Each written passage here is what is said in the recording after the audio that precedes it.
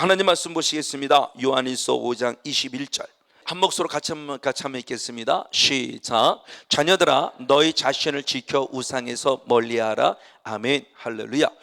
네, 요한일서 5장 21절 최후의 마지막의 말씀입니다. 오늘은 본문의 말씀을 중심으로 오늘과 다음 주까지 계속해서 우상에 관한 모습을 상기해 보면서 한번 말씀을 나눠보기 원합니다.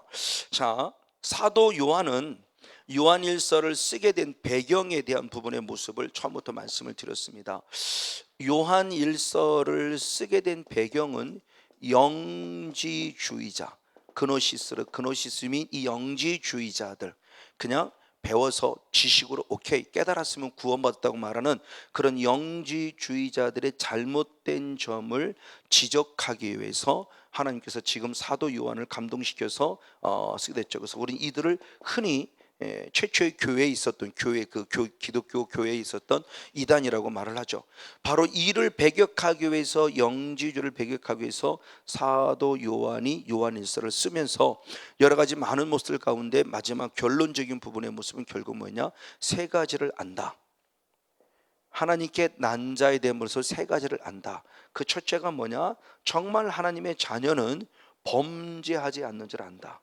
죄 짓지 않는다는 것이죠. 이 죄는 습관적이고 지속적으로 범하는 죄, 우리가 흔히 말하는 일반적으로 그냥 한 번 정도 실수하는 그런 개념의 죄 정도가 아니라 습관적이고 지속적으로 범하는 죄, 즉 17절 말씀에 있는 사망에 이르는 죄가 뭐냐라는 부분을 얘기하기 위한 부분 속에서 범죄, 성령을 회방한 것도 분명히 예수님이 친히 하신 말씀 가운데 사함받지 못할 죄이지만, 오늘 사도 요한이 말하고 있는 사망에 이르는 죄, 사함받지 못할 죄의 모습은 요한 일서적인 개념 속에서 보면은, 또 히브리서적 개념 속을 보면은 습관적이고 지속적으로 계속적으로 죄를 범하면서도 전혀 죄책감을 느끼지 못하고 그냥 우리의 모습 습관적으로 한 잘못했어요 용서해 주세요 이걸로써 회개했다고 다 생각하고 죄 사함 받았다고 착각에 빠져 있는 영지주의자의 영향을 받는 자들의 말할 때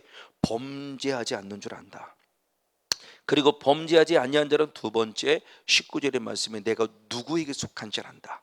우리는 하나님께 속했고 너희는, 세상은 누구에게 속했다? 악한 자, 즉 사단에게 속한 줄 안다. 우리는 자기 자신의 모습을 분별할 수 있어야 돼요. 내가 정말 하나님께 속한 자이냐 사단에게 속한 자이냐. 이 부분은 단순히 신분 세탁, 고린도후서 5장 17절 말씀대로 새로운 피조물이 되었다라는, 하나님의 자녀가 되었다는 그 부분 속에 하나님의 자녀라는 것을 말하는 것이 아니고 실제적인 삶. 혹시 내가 바리새인과 같은 삶을 살면서도 나는 하나님께 속했다고 말하고 있지 않나? 하나님은 말하고 있지 않다. 바리새인아 너는 악한 자에게 속했다는 거죠. 그러니까 자기를 분별할 수 있어야 돼요. 그래서 사도 바울은 고린도후서 13장 5절 말씀에 자기가 정말 하나님께 속해 있는지 날마다 자기를 시험해보고 날마다 자기를 확증하라 그랬어요. 성건용 목사가 정말 내가 하나님께 속했는지 아니면 사탄에게 속해 있는지 자기를 늘 스스로 시험하고 확증해야 돼요. 그게 갈라디아서 6장 1절 말씀은 자기 자신을 살피라 그런 거예요. 자기 자신을 늘 살펴야 돼요. 내가 정말 하나님의 자녀로서 하나님께 속했나? 신분은 하나님의 자녀인데 혹시 내가 죄를 범함으로 내가 원하지 않았지만 나는 악한 자에게 속해 있지는 않나? 이 부분을 늘 살펴야 돼요. 그래서 가장 먼저는 회개라는 과정을 통해서 빨리빨리 죄가 저장되지 않도록, 죄가 자라지 않도록 빨리 죄 문제를 해결해야 되고, 이제는 남아있는 죄성을 처리된다는 말씀을 계속 강조해서 말씀을 드리죠. 그리고 세 번째가 지난주 말씀드린 대로 무엇을 아느냐? 하나님을 안다. 그렇죠? 이게 진정한 구원이라고 그랬죠. 믿음과 안다라는 구원 속에서 하나님을 알아야 돼요. 이게 사도 요한의 또 영성의 핵심이죠. 요한복음 17장 3절의 말씀에도 영생은 참 하나님과 그랬어요. 참 하나님과, 유일하신 하나님과 하나님이 보내신 자 예수 그리스도를 무엇하는 것이다? 아는 것이다 그랬어요. 그러면서 하나님을 안다고 한다면 무엇을 아느냐? 하나님, 참 신이신 하나님, 그의 아들 예수 그리스도, 내가 그 안에 있는 것을 알고, 더 중요한 것은 그러므로 이 예수 그리스도가 곧 누구냐? 하나님이심을 알며 그 예수 그리스도가 하나님을 알기에 그분이 곧 누구다? 영생이심을 아는 것이다. 이게 구원의 확신이라는 말을 지난번 말씀을 드렸죠. 그래서 제가 오히려 로마서를 강의할 때보다 요한일서를 강의하면서 1장 때 그 고백을 많이 고백했어요. 요한일서를 강의하기 시작하면서 제가 구원의 확신이 생겼다는 말을 누차 말했었죠. 오늘 여기 말씀이죠. 마지막 20절의 말씀입니다. 알아요. 범죄하지는 않은 줄 알고 하나님의 자녀이기 때문에, 그리고 하나님에 속했는지 내가 또 반면에 사탄에 속했는지 자기 자리를 분별할 줄 알고요. 그리고 세 번째는 그 하나님을 확실히 아는데 그 하나님이 곧 누구냐? 예수님이고, 예수님이 곧 누구냐? 하나님이시다. 그 하나님 안에 내가 있는 것이고 그분 때문에 내가 영생 참된 구원의 바늘에 섰다. 이 신앙 안에 확실히 서는 자가 돼야 된다.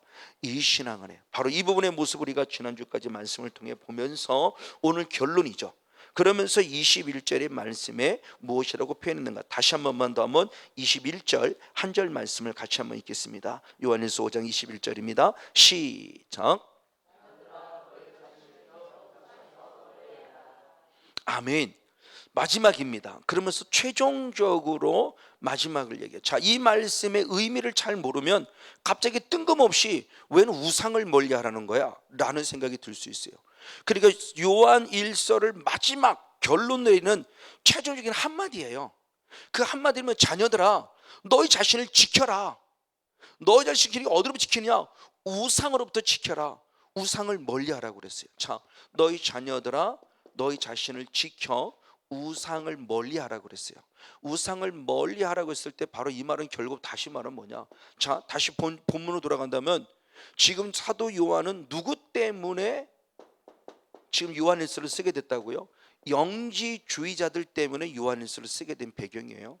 근데 마지막을 우상을 멀리하라고 그랬다면 영지주의자를 단순히 우리가 이단이라는 개념으로 보는 것이 아니라 이 이단이 결국 어디서부터 흘러왔다는 거예요. 영적으로는요. 우상. 이게 중요한 영적인 우리에게 영적인 저는 도전을 준다고 생각해요. 이단 따로 우상 따로가 아니라, 그러니까 우리 눈에 보이는 지금 신천지부터 수많은 이단들이 생겨졌는데 그 이단들의 근원은 결국 어디냐는 거예요. 그 근원이 결국 어디다? 우상이다. 그럼 우상의 근원은 결국 어디다? 마귀라는 거죠. 사도 요한은 지금 그걸 요한 1서에서 말하고 싶으며 요한 1서 마지막을 점검하면서 너희 자신을 지켜 우상으로부터 멀리하라고 하는 충격적인 얘기를 하는 겁니다. 맞습니다. 자, 우상에서 멀리하라는 말은 지금까지의 모습에서 아까 범죄하지 아니한다, 그리고 하나님을 안다, 그리고 마침 내가 누구 속에 안다, 그리고 하나님을 안다, 이 모든 것들의 신앙의 가장 핵심이에요. 이것으로부터 내가 나 자신을 지켜 믿음을 빼앗기지 않기 위해서는 반드시 무엇해야 한다? 우상으로부터 멀리 해야 한다라고는 아주 중요한 영성이에요. 특별히 지키라는 모습이죠. 자, 우상으로부터 멀리 한다는 말을 달리 말리 표현한다면 결국 자신을 무엇하는 거예요? 지킨다라는 거죠. 제가 이 은혜를 잊고 이 부분의 모습을 몇 번 말씀을 드렸어요. 이제는 지킨다는 의미가 뭔가를 확실히 알았다. 지킨다. 이 지킨다는 것이 영적인 사후관리구나. 자, 하나님 나라를 얻었다가 중요한 것이 아니라 다시 하나님의 나라를 빼앗기지 않는 게 더 중요하다. 그렇죠? 1등이 되는 것도 중요하지만 그 왕자, 그 1등이라는 타이틀, 그 최고라고 하는 타이틀, 그 타이틀을 빼앗기지 않도록 지키는 게 중요한 거죠. 1등이 되는데 갑자기 꼴찌로 추락해버리면 아무런 의미 없자는 거죠. 하나님 나라 추구해서 하나님 나라를 내가 얻는 것도 중요해요. 그러나 다음에 말했던 하나님의 나라를 빼앗게 되는 게 더 중요하다는 거죠. 그래서 마태복음 바로 22장 43절인가 이후의 말씀을 봤을 때 하나님은 마지막 우리들에게 하나님의 나라를 맡겨줬고, 그래서 마지막 최종적으로 그 하나님의 나라를 맡기며 다시 주님께서 갔다가 다시 돌아올 때는 내가 내게 열매를 찾을 것이라는 거죠. 근데 그때 열매가 없더니 없는 자들을 향해서 얘기할 때 너는 하나님의 나라를 빼앗겠다고 말하면 하나님이 친히 그들에게 하나님의 나라를 빼앗아요. 하나님의 나라를 줬었어요. 자, 여러분 중요해요. 사탄이 하나님의 나라를 뺏는 게 아니고요, 하나님이 뺏어요. 자, 우리를 지옥 가게 하는 자가 누굽니까? 사탄이 지옥 가게 하는 겁니까? 아니면 하나님이 지옥 가게 하는 겁니까? 하나님. 지옥 보내는 자는 하나님이에요. 근데 죄를 지어서 지옥을 가게 만드는 자가 누구예요? 사탄일 뿐이에요. 그러니까 사탄이 우리를 지옥 보내는 게 아니죠. 지옥 보내는 분은 하나님이에요. 근데 사탄은 우리를 지옥 가게 하려고 자꾸 뭐를 범하게 해요? 죄를 범하게 하는 거죠. 열매를 맺지 못하게 하는 거예요. 사후 관리를 못하게 하는 거예요. 이루어졌다가 중요한 게 아니에요. 현상을 무시하는 것이 아니라 현상은 중요하지만 현상의 목적이 돼서는 안 된다. 현상 이후에 하나님이 원하시는 본질을 들어가서 믿음을 지켜야 한다는 거죠. 진실과 진리는 다르다고 그랬어요. 진실은 눈에 보는 현상이고 눈에 보는 팩트이고 사실이지만 그 사실이 진리는 아니에요. 병 고침 받는 게 진리예요. 눈에 보였어요. 그럼 이게 진실이에요. 그럼 이게 진리는 아니죠. 병 고침 받았으면 예수님을 나의 구원자로 믿어서 믿음을 변하지 않고 끝까지 믿음을 지켜야 되죠. 이게 진리죠. 이 진리 안에 들어오라는 거죠. 이 진리에 들어오지 않으면 계속 현상만 따라갑니다. 그럼 저기도 가보고 여기도 가보고 거기도 가보고 그것도 가보고 다 가봐요. 계속 그분은 허전해요. 다른 데 가지 말라는 게 아니에요. 가시되 빨리 본실 진리 안에 들어와서 여러분 영의 스스로를 채우세요. 그래서 여러분 스스로 영적으로 만족하셔야 돼요. 하나님의 나라가 이루어져야 돼요. 여기도 부족해 저기도 부족해 그러면 그분은 계속 부족할 수밖에 없어요. 하나님이 절대 부족한 분이 아니죠. 우리가 시편 23편 1절 말씀 우리가 분명히 하죠. 여호와는 나의 목자시니 뭡니까? 내가 부족함이 없습니다. 근데 복음성가는 내게 부족함이 있어요. 그러니까 어느 순간 하나님이 우리에게 부족함이 있고 없습니까? 이게 내가와 내가는 엄청난 차이예요. 그분이 내게 부족함이 없는 분이 아니에요. 그분은 항상 내게 풍성한 분이에요. 내가 그분 앞에 부족했던 부분인데 그분을 만나고 나니까 이제 나도 부족함이 없는 풍요를 하며 나를 누리는 삶이라는 거죠. 그러니까 하나님을 바라보는 본질 자체가 다른 거예요. 내게 부족함이 있고 내게 부족함이 없는 예수님이 아니에요. 그분은 원체가 풍성하신 분이에요. 온전하신 분이에요. 근데 그분을 인격적으로 만나지 못하면 내가 늘 부족했던 거고 그분을 인격적으로 만나고 내가 부족함이 없는 거예요. 이게 원 성경의 답인데 어느 순간부터 복음서가는 내게 부족함을 우리 내게라는 부족함에 따라 부르고 그걸 따라 부르고 있죠. 그 신앙이라는 부분의 모습이 다르다는 부분의 모습을 말씀드리는 거예요. 그래서 기복주의 신앙으로 빠지면 하나님은 분명히 복 주시는 하나님이에요. 복 주시는 하나님이지만 복 달라고 말하면 하나님을 만난다면 이건 하나님을 잘못 믿는 거라는 겁니다. 그분을 너무 사랑하고 너무 기뻐하고 감사해서 그분의 은혜 속에 살아갔더니 복을 받아 누리는 삶을 살아야 된다는 거죠. 차원이 다르다는 걸 얘기를 하는 거예요. 제가 이번에도 페이스북에 올려놨어요. CBS인가의 어떤 분이, 저는 모르는 분입니다. 김근수 목사님인가가 느헤미야 성경 연구원인가 아마 그러시는 분이에요. 저는 처음 이제 본 분인데 그분이 올려놓은 그 짤막한 한 4분 정도인가 이렇게 나왔는데 조금 이렇게 줄인 것 같죠. 그 결론은 그거예요. 왜 구약이 없는 신약? 신약은 있는데 구약이 없다라는 거예요. 신약은 있는데 구약은 없어요. 구약을 기껏 인용하는 것은 복받을 때 구약 정도 인용하고 구약이 없는 신약을 얘기해. 이걸 달리 말하면 하나님이 없는 예수님을 얘기하는 거예요. 언약이 없는 복음을 얘기하는 건 똑같다는 겁니다. 저는 100% 동의해요. 우리가 놓치고 있는 부분의 모습이요. 구약은 하나의 그냥 이야기, 역사, 이스라엘 역사같이만 생각해. 아니요. 이스라엘 그 역사 자체가 우리에게 지금 영적인 것을 준다는, 저는 그래서 그렇게 표현했죠. 신약은 주제를 한다면 주제의 답은 구약에 있다는 거죠. 기도, 신약은 기도를 주님이 얘기했어요. 만물의 기도 외에는 이런 유가 나눌 수 없다. 기도를 얘기했으면 기도가 뭔지에 대한 모습은 창세기부터 말라기까지 모습이 엄청나게 나와 있어요. 우리는 거기서 신앙, 우리가 이스라엘, 우리 믿음의 선조가 어떻게 살았던 모습을 기도를 찾아내야 돼요. 그러니까 여기에 삶이죠. 그러니까 신약은 주제를 한다면 구약은 삶이에요. 삶. 그러니까 우리의 어떤 일반적인 어떤 세상적인 모습의 그런 간증이 아니라 성경의 답은, 간증은 결국 어디서 찾아야 돼요? 구약의 성경에 찾아야 되죠. 그런 신약을 풀어가려면 결국은 구약이 있어야 돼요. 왜? 그림자라고 그랬으니까. 신약이 실천한다면 구약은 그림자예요. 그림자라고 해서 무시되고 없다라는 표현이 아니에요. 그림자가 먼저 나타났다는 것은 앞으로 실체가 있다는 걸 보여주기에 그림자를 먼저 이렇게 투영시켜줬는데, 그림자를 보고서 예수를 알지 못한다면, 그렇죠, 어떻게 예수를 알아요? 그림자를 보면서 어린 양, 세상적으로 어린 양, 실제인 양을 보면서 이분들은 누구를 의식하는 거예요? 우리의 오실 초림의 예수님을 기여한 거죠. 그러면서 신앙 안에 서가는 거죠. 그러니 구약이 없으면 신약이 있을 수 없어요. 하나님이 없이는 예수님이 있을 수 없다는 겁니다. 저는 그분에 100% 동감해요. 근데 거기에 댓글 다루는 어떤 목사님들의 댓글은 또 막 그때부터 시작하면서 율법주의자냐는 또 무슨 뭐 와, 목사님들이 그냥 뭐 정말 똑같은 목사님인데 왜 이렇게 성경을 보는 눈이 다를까? 똑같은 목회자인데 왜 성경을 보니 이렇게 편협하지? 무슨 구약을 얘기하면 잘못된 신앙인 것처럼 막 율법주의자처럼 막 매도하는 막 댓글들이 달리는데, 저는 깜짝 그 댓글을 보고 놀랐어요. 이게 오늘 교회의 현실이구나. 이게 오늘 말씀을 대하는 우리들의 현실이구나. 아브라함이 없이 어떻게 우리의 믿음이 됐어요? 아브라함의 믿음의 조상이라는 그 믿음을 보면서 우리가 믿음을 지금 배워가고 따라가고 있는 거잖아요. 지금 내가 믿음이 좋나요? 그럼 믿음의 그 핵심이, 그 믿음의 그 주인공의 핵심적인 모습을 가르치는 누군가요? 아브라함이잖아요.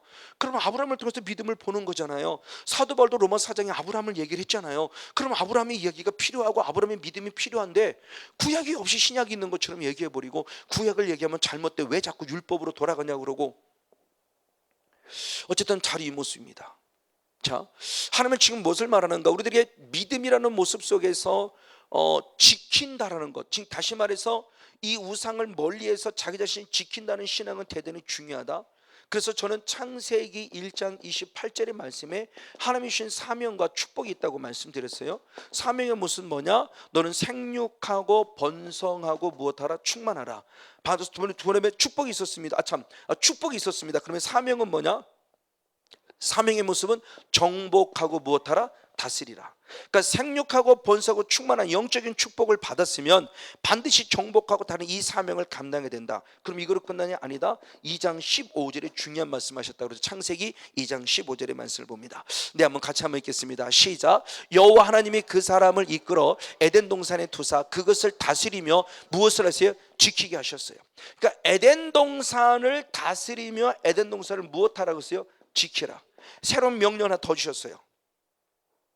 자, 생육하고 번성하고 충만했으면 반드시 정복, 영적 싸움을 해야 되고, 그리고 하나님 나라를 다스려가고 하나님 나라를 지켜가라고 하는 명령을 주신 거예요. 그래서 저는 지키라는 말이 달리, 제가 이 은혜를 읽고 달리 보기 시작했다 그래서 지키라는 단어가 나오면 다시 한번 또 보게 돼요. 이 사후관리에 이 지키라는 게 얼마나 중요한 모습인가를 보여줍니다. 대표적인 모습에 우리는 계시록에서 빌라델비아 교회의 성도들의 모습을 봅니다. 그 지키라고 하는 모습은 어떤 모습을 가지고 있냐? 계시록 3장 11절에 잘 표현했습니다. 계시록 3장 11절을 봅니다. 계시록 3장 11절 시작. 내가 속히 이 말이니 내가 가진 것을 굳게 잡아. 아멘. 아무나 네 면류관을 빼앗지 못하게 하라. 할렐루야. 자, 빌라델비아 교회 성도들이 말합니다. 내가 우리 임할 것이다.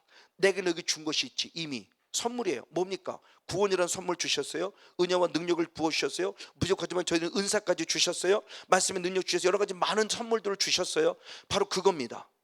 그걸 내게 줬으니 너는 그걸 굳게 잡아라. 그래서 아무나 네 무엇을 면류관을 무엇하지 못하게 하라? 빼앗지 못하게, 이거죠. 이게 너무너무 중요한 거예요. 지키라는 겁니다. 빼앗기지 말라는 거예요. 하나님이 내게 주신 은혜, 내게 주신 선물, 구원의 선물부터 시작해서 말씀의 선물. 근데 사탄은 말씀도 뺏어가더라는 거죠. 왜? 구원 얻지 못하게 하려고. 말씀 뺏어가요. 도둑질하고 죽이고 멸망시킨다고 그랬잖아요. 사탄은 지금도 끊임없이 뺏어갑니다. 건강도 뺏어가고 물질도 뺏어가고 마음도 뺏어가고 남편도 뺏어가고 아내도 뺏어가고 자녀도 뺏어가요.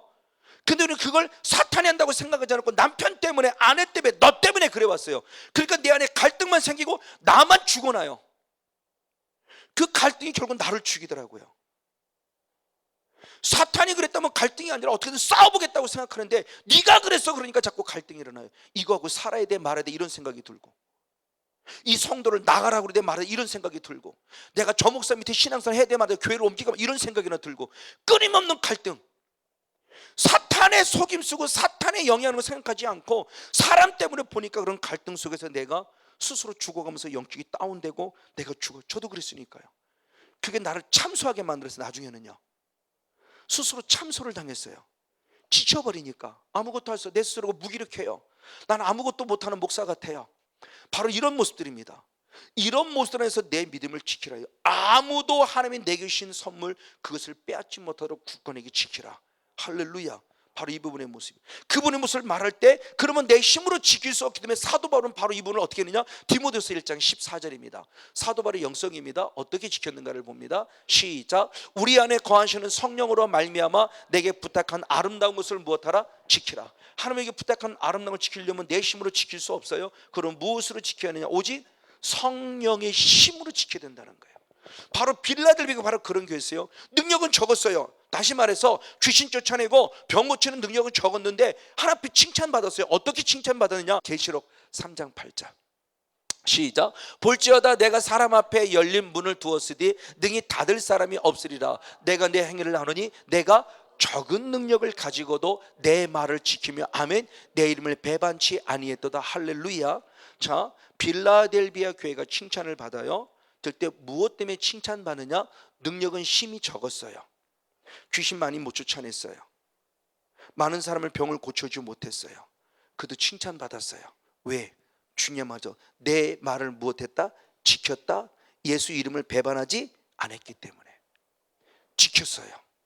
말씀을 뺏기지 않았다는 거예요. 구원을 뺏기지 않았다는 겁니다. 예수를 뺏기지 않았다는 거예요. 혹시 건강은 어떠는지 모르겠어요. 유기적으로 나타내서 건강을 어떠는지 모르고 물질은 어떠는지 몰라요. 그러니까 빌라델비아 교회가 외적인 모습으로 봐서는 부흥한 교회가 아니라는 얘기예요. 자그마한 교회일 수 있어요. 사랑의 교회처럼. 그런데 그 교회 성도들은 중요한 본질을 놓치지 않았어요. 진리를 놓치지 않았어요. 말씀을 빼앗기지 않았어요. 예수 이름을 배반하지 않았어요. 주님이 그걸 기뻐하셨다는 거예요. 사대 교회를 외쪽에 보서 화려하고 보던 사대 교회나 라오디가 교회를 기뻐한 것이 아니라 보잘것없는 서머나 교회나 맨날 아직도 찌질하게 고생하고 있는 서머나 교회나 아직도 그래도 그나마 서머나 교회보다 낫지만 믿음을 지켜고는 빌라델비아를 칭찬했지 외적으로 화려한 교회와 큰 교회 그런 교회를 칭찬하지 않았어요. 오히려 그런 교회는 너는 실상은 죽었다고 말하며 너의 미직지근한 신앙을 버리라 그랬어요. 뭘 얘기하는 거죠? 지켰어요. 믿음, 말씀, 구원 이거예요. 바로 이 모습에 대한 부분입니다. 그럼 이렇게 지켰다는 것이 결국 뭐냐 그럴 때 하나님이 이렇게 축복합니다. 계시록 14장 12절의 말씀입니다. 계시록 14장 12절 역시 보겠습니다. 시작. 성도들의 인내가 여기 있나니 저희는 하나님의 계명과 예수 믿음을 지키는 자니라. 아멘. 결국 그것이 뭐냐? 성도의 인내예요. 계시록을 한마디로 말하면 뭐예요? 14만 4천 명을 찾는 자인데 14만 4천 명을 찾는 건 누구냐? 그들이 남은 자다. 그 남은 자가 뭐냐? 끝까지 인내한 자예요. 그 지키는 거예요. 그래서 주님께서도 마태복음 24장 13절 이후에 말씀을 봤을 때 끝까지 견디는 자가 무엇한다? 구원을 얻는다 그랬어요. 그 믿음은 뭐예요? 견디는 거예요. 견디는 거예요. 어떤 고난이면도 견디는 거예요. 우리는 하나님을 신뢰하기 때문에 견뎌요. 오늘 상황이 이러니까 하나님을 원망하는 자가 아니라 오늘 상황이 이런 하나님의 거룩한 뜻이 이 안에 있을 걸 믿고 견디는 거예요. 참는 거예요. 인내하는 거예요. 결국 보니까 그게 어떻게? 고난이라는 과정을 통해서. 그래서 제가 수요일날 새벽인가 우리 여기 새벽기도 하면서 그런 말씀하면서 수요일에도 그런 말을 해서 그런 말씀 접했어요. 기도하는 가운데 깨달은 부분이 영적인 굳은 살이 배려해야 되겠구나. 영적인 굳은 살이 배겨야 돼. 사탄이 와서 찔러도 아프지 않을 만큼 영적인 굳은 살이 배겨야 돼. 그렇죠? 손에 일을 많이 한 사람은 굳은 살이 배겼어요.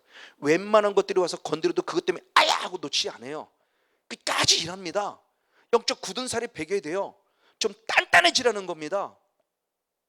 그냥 흐야무야 뜨거운 태양볕 때문에 휙 지쳐버리고 엄청난 바람 때문에 휙 지쳐버리고 태풍 때문에 휙 지쳐버리는 것이 아니라 어떤 태풍이 불어도 유라굴로 태풍이 불어도 어떤 한파가 와도 어떤 더위가 와도 흔들리지 않을 수 있는 영적인 굳은 살이 배겨라. 그래서 부딪혀 이기자는 거죠.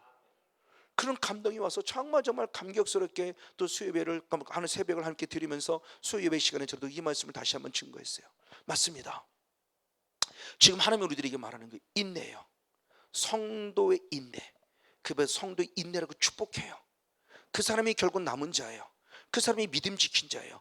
그 사람들이 결국 14만 4천 명이에요. 무슨 14만 4천 명을 대단히 어렵게 생각하지 마세요. 신천지가 이런 사람들 빠져갖고 괜히 어렵게 배고 이런 비밀이 있어라고 쓸데없는 것도 좀 마음 생각 뺏기지 마시고요. 그냥 하나님의 복음은 너무 간단해요. 예수님 잘 믿으면 돼요. 그럼 잘 믿는 게 뭐냐? 영적 싸움 하는 거예요. 그럼 영적 싸움 하는 게 뭐냐? 끝까지 견디는 거예요. 아까 제가 안희성 얘기했죠. 여러분 한번 보라고 권면하고 싶어요.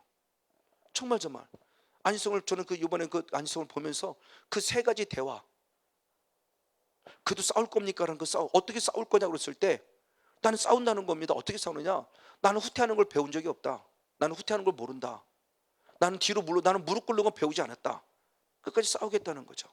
누가 봐도 지는 싸움이에요. 5천 명 대 15명 싸움이니까. 근데 이 싸움을 싸워야 되는 겁니까? 라고 말했을 때 진다고 안 싸우냐? 그리고 당신이 참 고마웠으면 수고 많이 했습니다. 안성을 지켜주고 우리 고구를 지켜서 고맙습니다. 그랬을 때 두 본인이 할 때 내가 잘 싸웠다고 말은 우리 모두가 다 같이 싸운 거니라. 그거는 절대 눈물 흘릴 영어가 아니에요. 질질 짜는 슬픈 영어가 아니에요. 근데 제 가슴속 깊은 곳에서 지금도 울컥울컥해요. 정말 저 뱃속 깊은 곳에서 뭔가 울컥울컥하는 뜨거운 눈물이 저를 계속 사라지며 거의 2시간 반에 가까운 영화를 보면서 많은 감동을 받고 영적으로 제가 다짐하는 시간이었어요. 이게 영적 싸움이구나.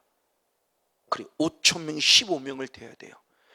우리 혼자서 군대라는 사탄을 싸워 이겨야 돼요. 예수님도 군대라는 사탄을 싸워 이겼어요. 끝까지입니다. 마지막까지예요. 죽을 때까지예요. 견뎌야 돼요. 참아야 돼요. 인내해야 돼요. 네가 이기는 내 그냐고 선포하세요. 싸우세요. 그리고 혼자가 아닙니다. 우리가 같이 있습니다. 서로가 힘이 돼주세요. 그래서 싸워 이길 수 있어야 된다는 겁니다. 바로 그 모습이에요. 이 모습 가운데 싸워야 될 모습들을 바라보면서, 그래서 다시 아까 얘기했던 빌라델비아 교회를 그렇게 믿음을 지킬 때 주님이 어떤 축복을 주시며 어떤 명령을 주시느냐. 계시록 3장 10절과 11절 2절 말씀, 계시록 3장 10절과 11절 2절 말씀을 같이 읽습니다. 시작. 내가 나의 인내의 말씀을 지켰은즉 아멘. 내가 또한 너를 지키어 시험의 때를 면하게 하리니 할렐루야. 이는 장차 온 세상에 임하여 땅에 거하는 자들을 시험할 때라. 내가 속히 임하리니 내가 가진 것을 굳게 잡아 아무나 내 면류관을 빼앗지 못하게 하라. 아멘. 자, 잘 지켰기 때문에 아까 8절의 말씀에 말씀을 지켰고 예수님을 배반하지 않았어요. 믿음을 지켰어요. 그랬더니 주님도 말합니다. 내가 내 시험의 때를 면하게 주시라. 아멘. 축복을 약속했어요. 더 이상 고난받지 않도록 주님 책임지시겠다는 거예요. 그러면서 말합니다. 그러므로 이 주신 은혜를 아무나 빼앗지 못하도록 굳게 잡아 지키라 라고 말하며 명령하는 거예요. 주신 것 감사합니다만 주신 것 감사함으로 끝나지 말고 굳게 붙잡아야 돼요. 바로 그겁니다. 그래서 사도 바울 역시도 디모데후서 4장 7절 8절에 그렇게 말했죠. 영적 싸움의 자기 신앙의 마지막 고백이죠. 디모데서 4장 7절 8절 역시 한번 있습니다. 디모데후서 4장 7절 8절 시작. 내가 선한 싸움을 싸우고 나의 달려갈 길을 마치고 믿음을 지켰으니 아멘. 이제 후로는 나를 위하여 의의 면류관이 예비되었으므로 주 곧 의로우신 재판장이 그날에 내게 주실 것이니 내게만 아니라 그의 나타나심을 사모하는 모든 자에게니라. 아멘. 다시 말하면 사도 바울이 내가 선한 싸움을 싸우고 믿음을 지키고 참 달려갈 길을 달려가고 믿음을 지킨 이유를 얘기하는 겁니다. 내가 왜 영적 싸움을 싸웠느냐 그랬을 때, 영적 싸움을 싸우는 이유는 병 고치려고, 귀신 쫓아내려고? 아니요. 그게 목적은 아니에요. 그건 과정 속에 필요한 물이지만 목적은 결국 뭐냐? 나는 무엇 때문이에요? 면류관. 내게 예비된 면류관 때문에 싸웠다는 거예요. 이걸 뺏기지 않으려고 지키려고 그런 영적 싸움을 했다는 겁니다. 너무너무 중요한 얘기예요. 지금 빌라델비아 교회에도 면류관을 뺏기지 않도록 하라고 그랬고, 사도 바울은 그 말씀을 알고 있기 때문에 나는 면류관을 빼앗지 않고 반드시 면류관 때문에 내가 영적 싸움을 싸웠다는 이야기를 하는 거예요. 이게 신앙의 진리의 핵심이에요. 현상은 하나의 과정 속에 필요한 부분이지 그건 절대가 아니에요. 절대는 이 진리인, 이 본질인 면류관이에요. 영혼의 구원이에요. 할렐루야. 싸웁시다. 이 말을 달리 말하면 사탄이 내 안에 있으면, 사탄이란 존재가 계속 남아서 말씀 뺏어가고 기도 뺏어가고 믿음 뺏어가고 건강 뺏어가고 환경 뺏어가고 물질 뺏어감으로 자꾸 나를 좌절하고 낭망해서 영적으로 팍 다운시켜서 결국 목사인 나를 어디 보내려고 하는 거예요? 지옥. 목사인 나를 목회를 포기하는 것에 끝남이 아니라 지옥 보내려고 지금 그러고 있다는 걸 빨리 깨달아서 얘와 처절하게 싸워야 돼. 천국 가기 위해서도 싸워야 된다는 겁니다. 그러니까 단순히 예수 믿은 천국이 단순히 그냥 믿습니다 천국이라는 그런 개념이 아니라는 거죠. 사도 바울은 어린아이 신앙적인 몸에서 믿음을 얘기했고 사도 요한도 얘기했지만 사도 요한은 사도 바울은 그 다음에 한 단계 더 나아가야 돼. 청년의 신앙으로 자라야 돼. 청년의 신앙으로 자라니 그럼 한 단계 더 나아가야 돼. 이제는 아비의 신앙을 자라야 돼. 그걸 얘기하는 거고 베드로도 똑같이 얘기하고 있고요. 그래서 베드로도 베드로전서 1장의 말씀에 거듭남에 대해서 얘기했을 적 거듭남 얘기했어요. 그리고 베드로전서 2장의 모습에 거듭남은 끝나지 않고 어떻게 되냐? 그래도 자라가는 영성을 얘기했어요. 그리고 자라가는 영성은 뭐냐? 3장에 가서 고난을 이기는 자라고 그랬어요. 고난을 이긴 자는 결국 뭐냐? 고난의 원인 되는 5장의 말씀에 마귀를 멸하는 거라고 그랬어요. 그럼 그래서 끝나냐? 아니다. 그러면서 베드로 후서에 들어가서는 베드로후서 1장의 모습이 뭡니까? 신의 성품을 닮아야 된다고 그랬어요. 구원 얻었니? 구원 얻은 자는 구원 자라가는 속에서 악한 사탄에게 싸우는 영성, 고난을 이기는 영성이 필요하다. 그리고 한 단계 더 나아가 그리스도의 성품을 닮아야 한다. 이런 자 하나님의 나라에 넉넉히 들어간다. 그리고 베드로서 마지막 3장의 모습에 다시 오실 재림의 예수님, 우리의 신앙의 부활의 신앙을 가지면서 다시 오실 재림의 예수님을 갖는 신앙을 가질 것을 얘기한 거죠. 그럼 베드로도 결국 신앙을 잘하게 이런 거예요. 사도 바울 역시 얘기한 거예요. 근데 신앙의 자람에 대해서 별로 깊게 얘기 안 하고 기꺼이 얘기한 게 그래도 그나마 조금 깨어있는 모습은 성화를 얘기를 하는데 그 성화의 모습이 과연 그냥 이 땅에서 잘 살아 이런 정도의 윤리적 도덕적으로 잘 살아 이런 정도의 성화를 우리가 얘기하지 않나요? 그런 정도의 거룩으로만 얘기하지 않나요? 물론 예수 그리스도를 믿지 않는 자보다 더 성화롭고 거룩해야 된 그런 필요의 영성이 있어요. 그러나 그것으로만 끝나면 안 돼요. 이 영적 싸움에 대한 비밀을 빨리 찾아야 돼요. 그래서 수없이겠죠. 결국은 신약 성경을 쓴 모든 사람의 결론 속에 마지막을 장식하는 사람은 예수님의 그 성경을 쓴 기자들 가운데 모든 사람은 다 철저히 영적인 부분을 다 제시했어요. 영적 싸움을 확실히 얘기했어요. 근데 우리는 그걸 별로 중요히 여기지 않았어요. 자, 이 부분의 모습입니다. 이게 믿음을 지킨다는 거. 그럼 중요한 게 어디로부터 믿음을 지키느냐고 했을 때 다시 한번 요한일서 5장 21절 말씀. 무엇으로부터 믿음을 지켜야 되는 것이냐, 자신을 지키는 것이냐는 겁니다. 다 요한일서 5장 21절 한 절 말씀 한번 읽겠습니다. 시작. 아멘. 자, 무엇으로부터 나를 지켜야 되느냐? 우상으로부터죠. 결국 자신의 믿음을 지킨다고 하는 것은 우상으로부터 멀리 했을 때, 그러니까 단순히 우상을 멀리 했다가 아니라 우상을 멀리한 것이 결국은 내 믿음을 지키는 영성에 대한 모습을 얘기를 하는 거예요. 그러면 중요하죠. 그럼 간절 우상이 뭐냐는 거죠. 우상. 이거 우상을 뭔 줄 알아야 돼요. 자, 이 은혜 있고 저도 살면서 제 안에 조상의 혈통을 타고드는 우상 숭배의 영이 있었어요. 걔는 불교라는 영. 그러니까 우상 생각하면 우리가 보통 이 영을 이거 생각해요. 틀린 거 아니에요. 성경의 많은 부분 속에 우상 그러면 하나님의 다른 신을 섬기는 것에 대해서 우상이라고 말하고 있기 때문에, 그래서 주님이 우리에게 주신 계명 가운데 가장 중심이 10계명을 주실 때 그 10계명 가운데 1계명부터 4계명까지 하나님을 위한 계명 가운데 1계명, 2계명이 바로 이 계명의 핵심이죠. 한번 출애굽기 5장, 출애굽기 20장 3절, 4절, 5절을 한번 연여봅니다. 3절 시작. 너는 나 외에는 다른 신들을 내게 있게 말지니라. 아멘. 이게 1계명. 그 다음에 2계명, 너를 위하여 새긴 우상을 만들지 말고 또 위로 하늘에 있는 것이나 아래로 땅에 있는 것이나 땅 아래 물속에 있는 것에 아무 형상을 만들지 말며 그것들에게 절하지 말며 그것들을 섬기지 말라. 나 여호와 너희 하나님은 질투하는 하나님인즉 나를 미워하는 자의 죄를 갚되 아비로부터 아들에게로 3, 4대까지 이르게 하거니와. 아멘. 자, 1계명, 하나님이 주시는 계명, 첫 번째 계명은 뭐냐? 나 외에는 다른 신이 없다. 그러니까 나 외에 다른 신을 두지 말라. 나 외에 다른 신을 두는 게 뭐냐? 우상을 만드는 거다. 우상을 만들지 말라. 이 계명. 자, 우상의 존재가 뭐냐? 하나님 외에 다른 신이 결국 우상이다. 그걸 만들어서 섬기는 것이 우상이라고 하는 부분의 모습을 지금 말하고 있는 거예요. 그래서 하나님을 우리는 유일신이라고 합니다. 특별히 하나님과 다른 신들의 차이죠. 하나님과 흔히 말하는 다른 신의 차이가 명확했을 때 아주 중요한 부분을 가리키는 게 이사야 선지자죠. 자, 이사야 45장 18절의 말씀을 봅니다. 이사야 45장 18절. 네, 같이 한번 읽습니다. 시작. 여호와는 하늘을 창조하신 하나님이시며 땅도 조성하시고 견고케 하시되 헛되이 창조치 아니하시고 사람으로 거하게 지으신 자신이라. 그 말씀에 나는 여호와라 나 외에 다른 이가 없느니라. 아멘. 하나님이 직접 하신 말씀이에요. 나 외에 다른 신이 없다라고 말하는 것은 결국 나는 누구라고 말하는 거냐? 나는 누구예요? 창조자라는 거죠. 그러니까 이 땅에 흔히 불교가 섬기고 있는 부처부터 비롯해서 이 땅에 자기 나름대로 자기들이 섬기는 신이 있다면 그 신들 가운데서 어떤 신이 나는 창조자라고 말하는 신이 있습니까? 유일하게 하나님뿐이에요. 그 때문에 참신이라는 겁니다. 유일신이에요. 그분만이 살아있는 신이에요. 부처님이 내가 세상을 창조했다고 그러나요? 그도 피조물에 불과해요. 그러면 신으로서의 가치가 없죠. 그러니까 하나님 스스로가 말합니다. 나는 창조자라는 거죠. 천지 만물을 창조하신 창조자, 조성하신 자. 그러게 나만이 진짜 하나님이라는 겁니다. 나만이 참신한 하나님 스스로가 밝히면서 가르쳐요. 바로 이것을 이사야가 지금 우리에게 말하고 있는 거예요. 그래서 우리들의 신앙 가운데 3단계 신앙이 있죠. 어린아이의 신앙이 있고 청년의 신앙이 있고 아비의 신앙이 있는데 요한일서 2장 14절의 말씀 13절부터 말씀을 보면 어린아이 신앙을 하면 누구라냐? 아버지로 알아요.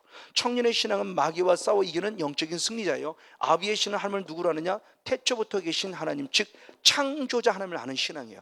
그러니까 주님을 창조자로 아는 신앙은 대단히 중요해요. 아비의 신앙이라는 겁니다. 아비의 신앙이 되어져야 창조주 하나님 앞에 무릎 꿇어요. 다시 말하면 당신은 창조자, 나는 피조물. 당신이 지어서 당신이 만들어 당신이 구원시킨 나는 피조물, 당신은 창조자. 이 개념. 그냥 단순히 아버지로만, 그렇죠? 가장 먼저 첫 번째로 분명히 하나님을 아버지로 알아야 돼요. 그래서 영적 환희를 느끼고 영적 희락을 느끼고 그래 나는 구원받았으는 자신감도 가져야 돼요. 근데 거기서만 물러 있으면 까딱 잘못하면 하나님 앞에 오만 불순한 자, 3계명 하나님의 이름을 망령된, 하나님 앞에 망령된 자가 될 수 있어요. 겸손한 신앙을 가지는 빨리 창조주의 신앙으로 가져야 돼요. 이게 아비의 신앙이에요. 바로 그 신앙의 모습을 말합니다. 그 때문에 하나님, 그러니까 창조하지 아니한 그 이외의 그 어떤 신들 무엇이든지 그가 귀신을 쫓아내고 그가 죽은 자를 살리고 어떤 일을 했다 한다 할지라도 그는 창조자가 아니에요. 그 신들의 모습, 그러니까 하나님의 다른 신들의 모습은 결국 그게 무엇이다? 우상이라고 만들라며 그 우상을 만들지 말고 그 앞에 절하지 말고 섬기지 말라는 거예요. 저 같은 경우는 불교였죠. 불교. 제가도 아니에요. 제 조상들이 섬긴 그 죄성이 지금도 흘러서 제 안에, 우리 안에 그 죄성이 흐르기 때문에 아버지가 그러는 죄성이 지금도 내가 죄성이 흘러서 그 죄성 때문에 나도 죄를 짓기 때문에 그 죄에 대한 내가 대가를 받고 있다는 부분의 모습이지, 그 사람이 받아야 될 어떤 그 죄가 네가 받다 이런 단순히 이런 개념으로 보자. 물론 성경에는 그렇게 언뜻 말하는 부분의 모습도 있어요. 그러나 결국은 내 안에 그 죄성이 남아 있어서 그 죄성 때문에, 그래서 가계로는 저주라는 개념보다 오히려 가계로는 저는 죄성의 개념, 이걸 처리하는 것이 더 영적 싸움의 아름다움, 이것이 어둠의 영과 싸우는 영적 싸움이라고 말하는 거지 저주를 받지 않기 위해서 싸운다는 개념이 아니라고 저는 오히려 그렇게 표현하고 싶어요. 우리 저는 깨달음이 어떤 그런 부분에서 깨달음이 와서 어쨌든 이 우상의 개념입니다. 하나님의 다른 신을 섬기는 게 우상이에요. 근데 우리는 누구나 잘 알아요. 너 여기서만 머무르지 말자는 거예요. 하나님은 더 중요한 말씀하셨어요. 나 외에 다른 신을 섬기는 것만이 우상이 아니라 나를 우상과 같이 섬기는 것에 대한 부분도 지적하셨어요. 이걸 우리가 빨리 봐야 돼요. 성경은 분명히 그걸 말하고 있어요. 근데 우리가 일반적으로 생각하는 것은 하나님의 다른 신을 섬기는 우상만 생각하고 있기 때문에 나의 모습에 많은 아픔들의 모습을 내 것으로 자초하지 않는다. 또 한번 돌아보자라는 겁니다. 성경은 말하고 있죠. 출애굽기 32장 31절의 말씀을 봅니다. 출애굽기 32장 31절 시작. 여호와께로 다시 나아가 여짜오되 슬프도소이다. 이 백성이 자기들을 위하여 금신을 만들어 싸우니 큰 죄를 범하였나이다. 아멘. 자, 하나님을 금송아지 금신으로 만들어 놓고 이를 섬겼어요. 그래서 절하고 난리가 나고 막 섬겼습니다. 근데 이것이 하나님 앞에 뭐가 됐다? 큰 죄였다는 거예요. 자, 이 신앙이 어떤 신앙일 거라는 거죠. 자, 우리가 잘 아는 대로 하나님은 누구예요? 영이세요. 영이시기 때문에 무엇이 없어요? 형상이 없어요. 영이시기 때문에 형상이 없는데 이걸 자꾸 어떤 형상화 시키려고 그러고 자꾸 눈에 보이는 어떤 현상을 찾아가려고 하기 때문에 하나님 앞에 온전한 신앙이 아닌 잘못된 신앙이 나오고 있다는 거예요. 우리가 잘 알고 있는 로마서, 저 로마서란다, 요한복음 4장 23절 24절의 말씀에 하나님은 영이시니 지금 우리를 무엇하는 자를 찾는다? 예배하는 자를 찾는데, 그러면 어떻게 예배된다? 신령, 영과 무엇으로? 진리로 예배해야 돼요. 그래서 하나님 앞에 예배하는 그 개념이 단순히 행위적으로 뭐 이런 개념이 아니라 내 안에 성령이 임하신 그 영을 통해서, 그리고 진정한 진리 안에 서서 하나님을 온전히 예배. 왜? 그분은 영이시기 때문에. 그러니까 그분은 영이시기 때문에 나도 영으로 예배를 해야 된다는 거죠. 이게 영적 예배라는 겁니다. 근데 과연 우리 예배는 영적 예배인가요? 혼의 예배, 육의 예배가 아닌가요? 저부터 시작해서. 그래서 제가 이 은혜를 깨닫고 가장 먼저 깨닫는 게 예배론이었어요. 그래서 처음에 군포에서 할 때는 5타임을 그 5타임 하면서 꼭 예배라는 부분에 무엇을 했었어요. 가장 먼저 깨닫는 게 예배였어요. 내가 잘못된 예배를 드리고 있었는데 잘못된 예배를 드리고 있다고 생각지 못한 거예요. 왜? 우리는 행위적인 예배예요. 신령과 진리로 예배하지 않고 몸이 와 있으면 나는 예배를 드렸다고 내 생각에 빠진 거예요. 근데 그렇게 드리는 모든 사람들의 모습 성경 기록은 다 예배 실패자로 말하고 있어요. 성경에 본다면 뭐 예배 성공자가 그렇게 많지 않아요. 거의가 다 예배 실패자로 기록되어 있어요. 그러니까 구원 얻는 게 쉽지 않아요. 구원 얻는 게 그렇게 많지 않다고요. 그래서 요한복음 4장의 모습이 바로 사마리 여인과의 만남 속에서 너는 하나님을 알지 못하고 예배함으로 구원이 없고 하나님을 알고 예배는 우리에게 구원이 있다고 예수님 스스로가 말씀하잖아요. 그러면 사람은 영이시니 신령과 진리로 예배하라는 거예요. 영이시기 때문에 주님 뭐라고 말씀했냐? 출애굽기 23절의 말씀이 이미 주님은 아셨어요. 자, 10계명이 끝난 이후에 다시 추가를 하시는 말씀입니다. 출애굽기 20장 23절. 출애굽기 20장 23절입니다. 시작. 너희는 나를 비겨서 은으로 신상이나 금으로 신상을 너희를 위하여 만들지 말라. 아멘. 하나님은 영이시기 때문에 말씀합니다. 하나님은 우리를 얘기하는 거예요. 하나님의 다른 신을 형상으로 만드는 것도 우상이지만 나를 우상으로 만들지 말라는 거예요. 너희는 나를 비겨서 은이나 금이나 해서 무엇으로 만들지 말라? 신상, 형상으로 만들지 말라라고 주님이 신신당부했는데 우리 잘 아는 대로 그들은 무엇했어요? 하나님을 어떻게 만들었어요? 금송아지로 만들었어요. 출애굽기 32장 7절의 말씀을 봅니다. 출애굽기 32장 7절 같이 한번 보겠습니다. 시작. 여호와께서 모세에게 이르시되 너는 내려가라 내가 애굽 땅에서 인도하는 내 백성이 부패하도다. 아멘. 8절. 그들이 내게 그들에게 명한 길을 속히 떠나 자기를 위하여 송아지를 부어 만들고 그것을 숭배하며 그것들에게 희생을 드리며 말하기를 애굽 땅에서 인도하여 낸 너희 신이라 그랬어요. 너희 신이라. 이 신상을 만들어 놓고 이 금송아지를 만들어 놓고 이 금송아지가 누구라는 거예요? 하나님. 근데 하나님은 영이시기 때문에 형상이 없는데 형상을 왜? 불안한 거예요. 눈에 안 보이면 불안해요. 더구나 리더였던 모세까지 안 보이니 더 불안해요. 40일 동안 안 내려요. 불안합니다. 어디 간 거야? 어디 간 거야? 어디 간 거야? 어디 간 거야? 불안해요. 누가 뭐 영적인 구심점이죠. 구심점 있으니까 불안해요. 그래서 만들어낸 게 금송아지예요. 그리고 스스로 위를 넣습니다. 하나님, 당신 나 하나님이다. 자, 만든 건 누가 만들었어요? 우리가 만들었어요. 그리고 누구라고 별칭을 줘요? 당신은 하나님이야. 하나님. 그렇죠? 제가 이 컵을 만들어 놓습니다. 그리고 컵한테 뭐라, 넌 하나님이다. 이제부터 내가 너 잘 섬길게. 내가 맨날 닦아주고 물 담아줄 테니까 너 나 복 줘야 돼. 이거예요. 이게 그냥 일반 상식적으로 한번 생각해 보자는 겁니다. 상식적으로 생각해 놓고 이게 나의 하나님이 될 수 있냐는 얘기예요. 근데 이런 어리석음을 구해요. 똑같아 지금요. 그럼 진실이라는 부분에 자꾸 하게 되죠. 현상을 따라가는 거예요. 현상이 없으면 나는 신앙이 없는 것처럼 생각해요. 아니요, 우린 믿음이에요. 믿음. 내게 현상이 나타나야만 그게 내게 좋은 게 아니에요. 사람에 따라 현상이 있을 수도 없을 수도 있어요. 현상 따라가지 마세요.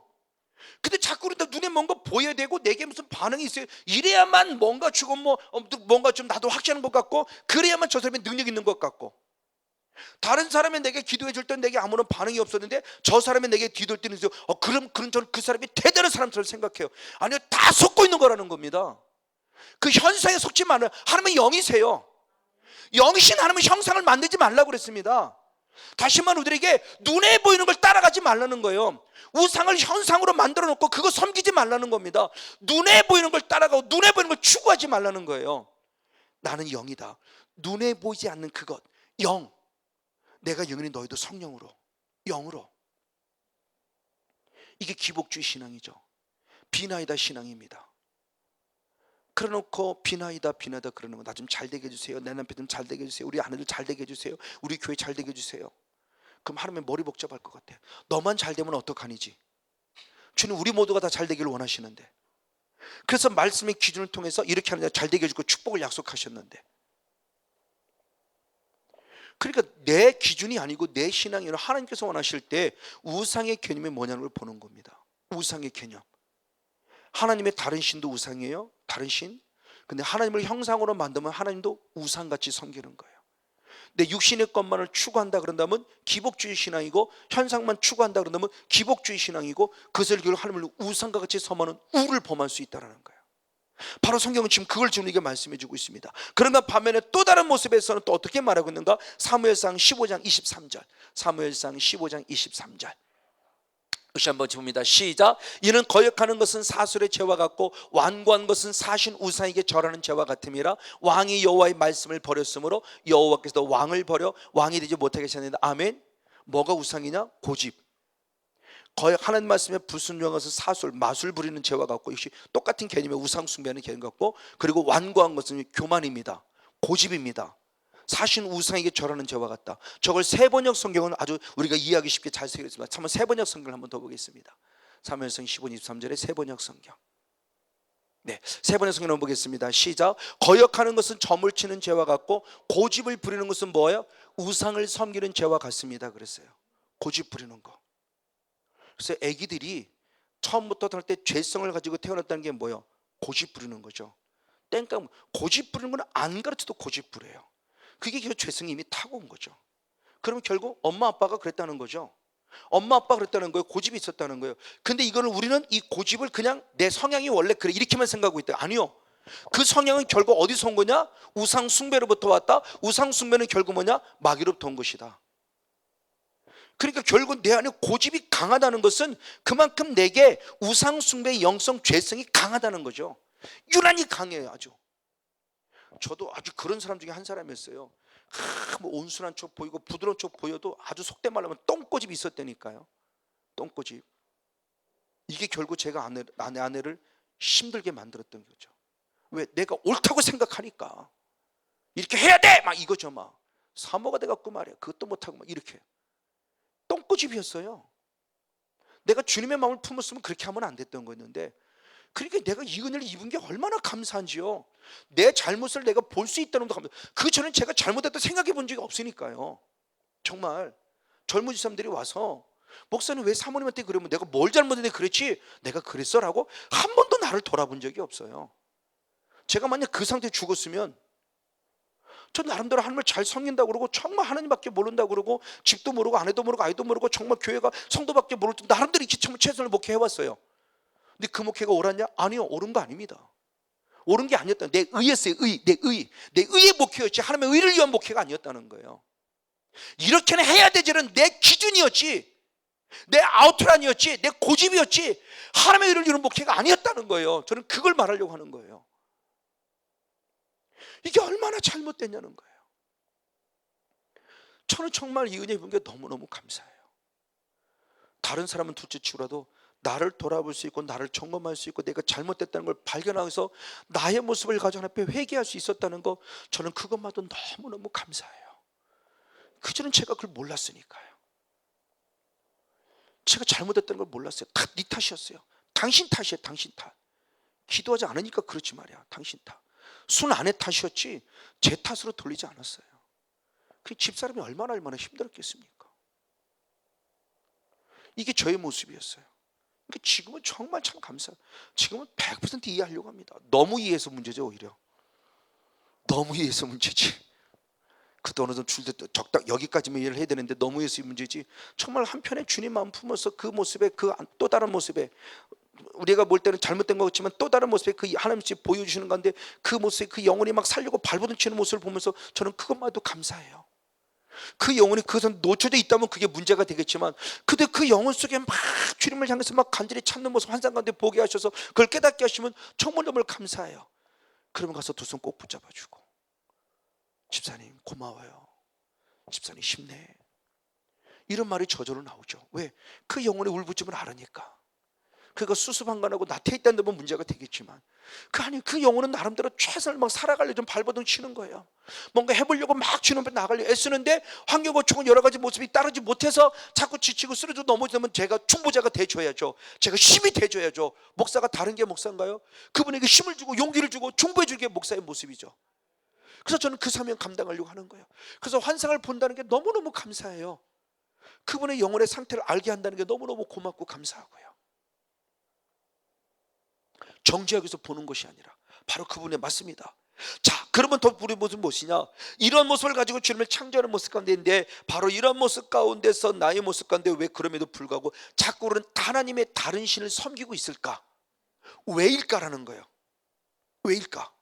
그 모습을 볼 때 결국은 마귀의 속임수였다는 거예요.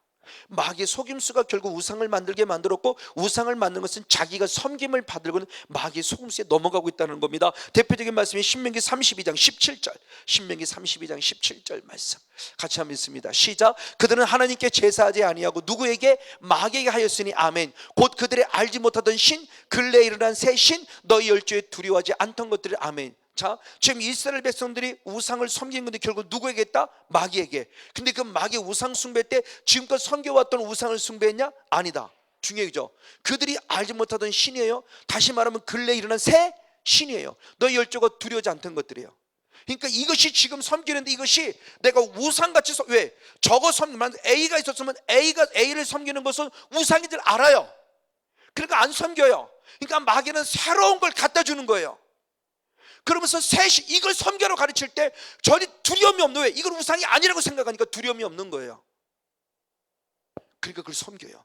근데 그게 누구의 뜻이면 마귀의 속임수였다는 거죠. 그러니까 사탄은 지금 자꾸 새로운 걸 가르쳐줘요.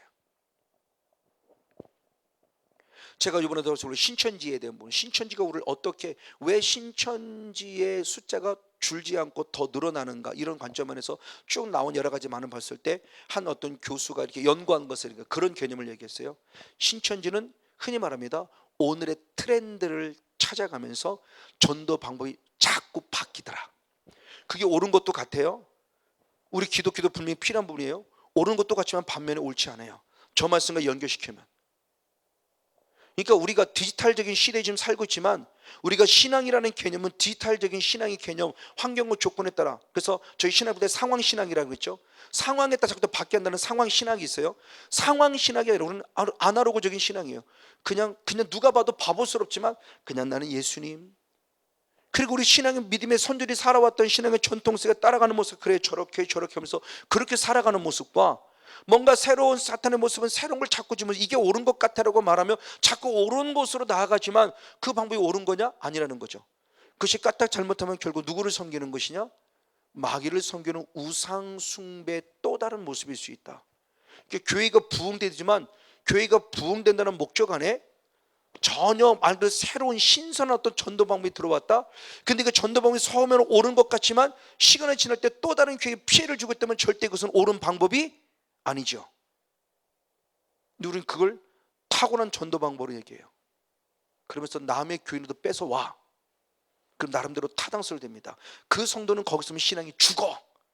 그러니까 우리가 데려온 거야, 이렇게 합리화시켜요. 어디요?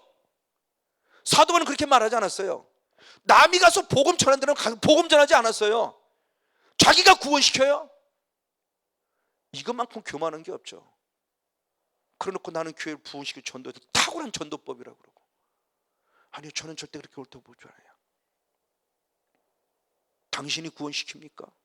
그 성도가 그 교회 있으면 죽어요? 아니요. 당신이 뺏어가지 않아도 정말 그 성도가 성권주 목사에 맡기면 죽을 것 같으면 하나님이 알아서 옮겨주세요. 저는 그렇게 봐요. 당신이 뺏어가지 않아도. 그런 방법으로 하지 마세요. 저 말씀을 적용시켜 보자는 겁니다. 결국 마귀에 속고 있는 거예요. 그러면서 신학에도 똑같은 말씀했죠. 고린도서 10장 20절 21절. 고린도서 10장 20절 21절. 역시 있습니다. 시작. 대저 이방인의 제사하는 것은 귀신에게 하는 것이요 하나님께 제사하는 것이 아니니 아멘. 나는 너희가 귀신과 교제하는 자들을 원치 않으라. 할렐루야. 이방인에게 제사하는 것은 누구에게 하는 것이다? 귀신에게.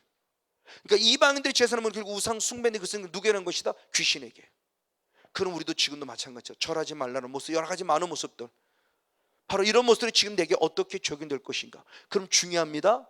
사탄은 왜 그럼 우리에게 우상을 숭배해서 잘 섬기게 하는가, 그리고 섬기는 자에게 자기 모든 것을 주겠다는 자기 주권을 발휘하는가라는 거죠. 바로 이것에 대한 부분의 핵심적인 모습입니다. 자, 우리 같이 말씀을 읽어볼 때 출애굽기 20장 한번 4절 말씀을 먼저 봅니다. 출애굽기 20장 4절의 말씀을 먼저 봅니다. 출애굽기 20장 4절 말씀 같이 봅니다. 시작. 너를 위하여 새기는 우상을 만들지 말고 또 위로 하늘에 있는 것이나 아래로 땅에 있는 것이나 땅 아래 물속에 있는 것에 아무 형상 만들지 말라. 자, 우상이란 단어, 이것은 제가 평상시에서도 많이 말씀했어요. 자, 분명히 우상을 만들지 말라고 했는데 우상을 만들게 되는 이유입니다. 왜 우상을 만들게 되느냐 그랬을 때 우상을 만드는 목적이 확실합니다. 누구를 위해서요? 나의 나.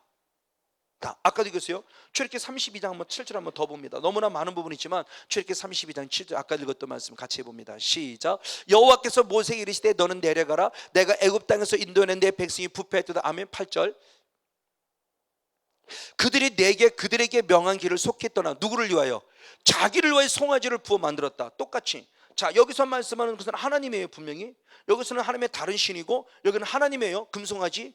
근데 하나님마저도 누구를 위해서 했어요? 자기를 위하여.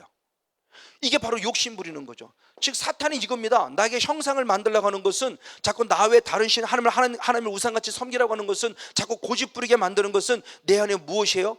욕심이라는 걸 자극시켜서 누구를 위해 살아야 돼? 너를 위해 살아야지. 우리가 자녀들에게 얘기하잖아요.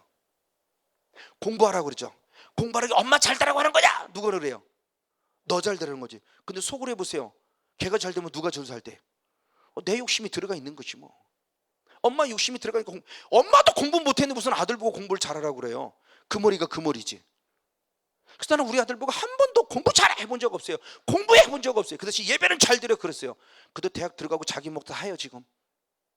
공부 못했냐? 아니요, 못하지 않았어요. 왜? 저는 제가 공부를 썩 잘하지는 못했어요. 중학교 때까지. 고등학교 들어서 조금 잘했죠. 왜? 수준이 비슷한 놈들끼리 좀 잘한 것 뿐이에요. 수준이 비슷한, 공부를 들어갔으니까 수준이 비슷해요. 그 비슷한 수준을 가진 사람 가운데 하나님의 주신 은혜 가운데 고등학교 때 성경을 읽으면서 지금 탁월하 조금 더 잘했을 뿐이지 절대 저는 머리가 똑똑하다 생각하지는 않아요. 저는 국어도 약하고 영어도 약해요. 수학을 좀 잘했지. 그러니까 지금도 그렇지만 논리적으로 보는 부분은 조금 잘해요. 논리적인 부분들. 근데 국어나 영어 같은 건 너무 못해요. 잘 이해하지 못해요. 그래서 성경 저는 이해하려면 되게 많이 읽어야 돼요. 국어 자체를 잘 이해를 못해요. 영어 자체는 더더욱 그렇고. 근데 논리적인 부분, 이해가 되면 논리적인 부분은 아주 차크닥 잘해요. 그러니까 수학은 참 재밌었어요. 그래서 뭐 공부도 같지만, 그러니까 그런 건 참 재밌어요. 그러니까 나의 모습이죠. 그러니까 자녀들의 모습. 근데 이것이 결국 내 욕심인 거예요. 바로 그걸 얘기합니다. 그래서 골로새 3장 5절은 그렇게 표현했습니다. 골로새 3장 5절입니다. 골로새 3장 5절 말씀 같이 보겠습니다. 한번 자 봅니다.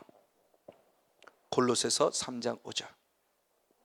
네, 시작. 그러므로 땅에 있는 지체를 죽이라. 곧 음란과 부정과 사욕과 악한 종욕과 탐심이니 탐심은 우상 숭배니라. 땅에 있는 지체, 땅에 있는 욕심, 땅에 있는 것들이 뭐냐? 음란, 부정, 사욕, 악한 종욕, 탐심. 그 땅의 것은 뭐냐? 세상적인 종욕 좀 마귀적일 때 그 땅의 것, 사탄이 우리에게 주는 성향들이라는 거예요. 근데 마지막에 보세요. 탐심인데 그 탐심이 곧 뭐예요? 우상 숭배.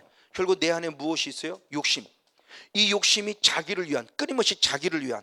그래서 예수님이 우리에게 가르쳐준 것은 철저적인 이타주의지 이기주의가 되면 안 돼요. 주님은 철저히 이타주의예요. 그래서 고린도전서 10장 24절의 말씀에도 주님이 내주신 은혜를 통해서 나를 위해서가 아니라 나 아닌 또 다른 자를 위해서예요. 나의 유익을 구하지 말고 나 아닌 다른 사람의 유익을 구하라고 그랬어요. 이게 주님이 원하시는 부분이에요. 사도 바울은 그 삶을 살아갔어요. 성건용 목사의 유익, 이 사역이 성건용 목사의 교회 부흥의 유익, 성건용 목사의 유익 아닙니다. 제 것인 게 감사해서 부족하지만 나를 통해 또 다른 유익을 주고자. 그래서 주는 자가 복이 있다 그런 거예요. 그러니까 내 교회 오라가 아니라가 하나님 나라가 회복되길 원하는 거죠. 그래서 하나님이 원하시는 교회에 가서 그 교회에 영향을 끼치도록, 그분은 또 다른 유익을 줄 수 있도록, 바로 이 부분의 모습이에요. 그러니까 정말 하나님이 원하시는 신앙의 모습이 뭐냐고. 근데 사탄은 그렇지 않다는 거죠. 자꾸 너를 위해, 야 네가 잘 돼야지, 네가 잘 돼야지, 네가 잘 돼야지. 근데 우리도 자꾸 잘 됐나 안 됐나. 그래서 물어봅니다. 제가 전국 투어 작년에 했을 때도 그랬다고 그랬죠. 아마 그런 질문이 올 겁니다. 가장 먼저 그 성령사에서 교회 부흥됐습니까? 이거부터 물어볼 겁니다. 그래서 저는 답이 돼 있다고 그랬었죠. 근데 아무도 물어본 사람이 없었어요. 저는 물어봤으면 그렇겠습니다. 그럼 목사님은 하나님의 나라가 이루어졌나요? 저는 이거 물어보고 싶었어요. 왜? 자꾸 눈에 보이는 걸 추구하는 거고, 자꾸 나를 위해서 이 성령사역이 내게 유익이 되냐 안 되냐, 이거 이 성령사역이 내게 교회 부흥이 유익되는, 이걸 자꾸 찾으니까 이게 목적화되니까. 근데 자기를 위해서 하나님을 이용하는 것이 신앙은 잘못된 신앙, 이게 바로 우상 숭배의 대표적인 모습을 지금 성경에 말하고 있다면 과연 나는 어떤 신앙을 가지고 있냐는 거예요. 지금 그분의 모습을 말씀하고 있습니다. 맞습니다. 그 결과가 결국 무엇이냐? 바로 모습에서 이사야 44장 17절 말씀에 결국 우상을 만들었는데, 우상을 만든 우리들이 어리석음을 그렇게 표현했습니다. 이사야 44장 17절. 이사야 44장 17절. 네, 시작. 그 나머지로 신상고 자기의 우상을 만들고, 아멘, 그 앞에 부복하여 경배하며 그에게 그것에게 기도하여 이르기를 너는 나의 신이라, 나를 무엇하다? 구원하려도다. 이게 가장 어리석은 죄, 다귐이죠. 우상을 만들어놨어요. 당신은 나의 하나님이십니다, 나를 구원해 주세요. 구원했으면 얘가 나를 구원하나요? 지금 이거죠. 우상을 만들어 놓은 거예요. 근데 중요한 부분의 모습이, 그 우상이 단순히 우상의 모습이 아니라 그 이면에 결국 뭐냐? 사단의 존재가, 마귀의 존재가 숨어 있다는 거죠. 그걸 누가 하느냐? 지금 사탄이 미혹하고 주 귀신을 미혹해서 지극히 기복주의적이고 지극히 자기 욕심주의고 자기 개인주의적이고 자기 이기주의적인 신앙을 자꾸 만들어 가는 거예요. 그러니까 저 교회가 멸망하든 만상으로 내 교회만 부흥되면 돼요. 이게 우리들의 모습이고 지금 목회자가 갖는 오류이고요. 우리는 그것만 보고 있고요. 그래서 묻을 때 교회 부흥됐어요? 1년 예산은 얼마나 돼요? 사람 머릿수는 몇 명이나 되나? 이거 자꾸 물어보고. 그러니까 그것이 자신 있는 사람 확 얘기하고, 그 자신 없는 사람 은매 기죽어 오르고 나는 쥐죽어 버리고, 나는 목회를 못한 사람처럼 포기해 버리고. 아니요. 하나님의 사도 바울에게 맡긴 게 다르고요, 베드로에게 맡긴 게 달라요. 사도 바울이 이방인을 맡겼고요, 베드로는 유대인을 맡겼어요. 내게 맡기신 거, 내가 분명히 나태하고 게으르다면 내게 문제가 있지만, 내가 나태하고 게으르지 않다면 오늘 주어진 시간에 최선을 다하고 있다면 오히려 감사하세요. 이 한 명이라도 맡겨준 거 감사하시고요, 2명이라도 맡겨준 거 감사하시고요, 그런 목회자 만나 계신 거 감사하시고요. 감사로 승리하자는 겁니다. 원망 불평 불만하지 아니하고. 바로 그 모습이에요. 근데 우상 숭배의 모습은 전혀 다른 모습이에요. 그런가 반면에 하나님은 뭐냐는 겁니다. 하나님은, 자, 주님께서 우리를 죽으신 목적도 분명히 말씀했습니다. 고린도후서 5장 15절의 말씀. 네, 시작. 저가 모든 사람을 대신하여 죽으심은 산자들로 하여금 다시는 저희 자신을 살지 아니하고 오직 저희를 대신하여 죽었다가 다시 사신 자를 위하여 살게 하렵니다. 아멘. 주님이 나를 십자가에 주신 목적, 우리는 잘 알아요. 나를 죄로부터 죄를 사해서 나를 구원하며 자녀되는 목적이에요. 그럼 하나님의 자녀가 됐으면 어떻게 살라는 거죠? 나를 죽으신 목적입니다. 이제는 너 자신을 위해 사지 말고 너를 위해 죽었다가 다시 너를 살려내고 내게 생명 주신 누구를 위해? 주를 위해. 그래서 사도 바울도 갈라디아서 바로 2장 20절의 말씀에 내가 그리스도와 함께 십자가에 못 박혀 죽은 것은 이제는 내 육체 가운데 사는 것은 나를 위해 사는 것이 아니라 나를 위해 죽으신 예수를 위해 살아가는 삶, 그 삶을 살게 해서 우리 죽으셨고 나도 똑같이 죽어가고 있다고 사도 바울이 고백하는 거죠. 그러니까 차원이 다른 신앙이 이제는요, 복받기 위한 신앙이 아니고요, 주를 위했더니 복을 주시는 하나님을 경험하라는 겁니다. 아멘. 주를 위했더니 치료해 주시는 주님을 경험하라는 거예요. 치료가 목적이 돼서가 안 되고, 주님을 위했더니 치료까지 주셨고 복도 주셨고 건강 주셨고 잘 되게 주셨다는 간증을 남길 수 있는 삶이 돼야 돼요. 근데 그 순서가 뒤바뀌어 버렸어요. 그리고 신앙의 간증이 맞은 것 같으면서 틀렸다는 게 바로 그거예요. 정말 주를 위한 신앙이냐? 아니요. 내가 이렇게 했다는 내 의가 자랑되는 신앙 간증 아닌가요? 내가 이렇게 했다라는 신앙의 간증 아닌가요? 내가 철야를 내가 40일 작정히 기도했더니 이게 자랑 아닌가요? 철야를 40일 한 게 그게 핵심은 아닌데, 주님이 나를 만나준 게 핵심인데, 그게 진리인데, 그래서 나를 이렇게 변화시켰다는 이걸 얘기를 해야 되는데, 그건 쑥 빠지고 내가 40일을 내가 금식기도 했다고, 내가 40일을 금식기도 했다고. 이게 과연 옳은 건가? 몰라요. 저는 제가 만난 하나님은 그거 원하지 않음을 저는 발견했어요. 너무너무 선명하게 주님 말씀하셨기 때문에 아무 말 하지 말라. 이것부터가 저는 주님의 음성 들었어요. 정말. 그래서 정말 이 본질을, 이 진리 안에서 저를 정말 변질되지 않으려고 제 나름 최선을 애쓰는 거예요. 마지막까지 겸손해도 애쓰려고 하는 거예요. 이 본질 놓치면 저는 죽어요. 하나님이 아웃 그러면 그만입니다. 내가 아무 말 하지 말라고 그랬지, 그랬으면 그만이죠. 근데 자꾸 나를 잘한 거 나를 드높여, 너는 아웃 그러면요, 하나님은 쓰시는 분이 다를 거예요. 근데 제게만큼은 그렇게 말씀하셨으니까, 너무너무 선명히 말씀하셨으니까. 바로 이런 모습들이에요. 바로 주님께서 원하시는 필요한 부분들, 성령께서 원하시는 필요한 부분들, 주를 위해입니다. 그래서 로마서 14장 7절 8절 말씀들은 나는 살아도 주를 위하여 죽어도 주를 주는 나는 주의 것이라는 사도 바울이 고백을 하게 되죠. 그러면서 바로 우리들의 모습이 어떠느냐, 이 신앙이 하나님의 영광의 모습이 썩어질 우상으로 벌어진 것에 대해서 사도 바울이 한탄을 하죠. 그래서 로마서 1장 23절 21절 23절 두 절 말씀을 보겠습니다. 로마서 1장 21절 23절 시작. 하나님을 알되 하나님으로 영화롭게도 아니하며 아멘 감사치도 아니하시고 오히려 그 생각이 허망해지며 미련한 마음이 어두워졌다. 자, 하나님을 모릅니까? 압니까? 알아요. 그럼 믿는다는 거예요? 안 믿는다는 거예요? 믿어요. 믿는데 어때요? 전혀 감사치도 하나님께 영광을 안 돌려요. 다시 말하면 내 마음이 허망해졌고 미련해졌다는 겁니다. 어두워졌다는 겁니다. 왜? 바로 23절이 있습니다. 썩어지지 않는 하나님의 영광을 무엇으로? 썩어질 사람과 금수와 무엇으로? 버러지 형상의 우상으로 바꾸었어요. 하나님을 우상같이 섬기고 있고 하나님의 영광을 싹 가려버리고 결국 내가 들어가고 나타남을 통해서 나를 높이는 교만, 아까 했던 고집, 완고함이, 고집이라는 개념도 있고 교만의 개념도, 두 가지 개념을 다 가지고 있어요. 이 교만함과 고집이 결국 우상숭배와 똑같은 부분이에요. 하나님의 영광을 가리우고 있어요. 정말 여기 있는 성권전 목사는 하나님의 영광을 나타내고 있는가? 하나님의 영광을 가리우는가? 혹시라도 저거 두려운 거예요. 겸손한 척하면서 교만하지 않나? 이것도죠. 정말 좀 말로는 겸손한 척, 겸손하면 혹시 내가 정말 교만하지 않나? 정말 두려워요. 저는 그게 두려워요. 그러면 결국 능력이 제거되겠죠. 능력이 안 나타나겠죠.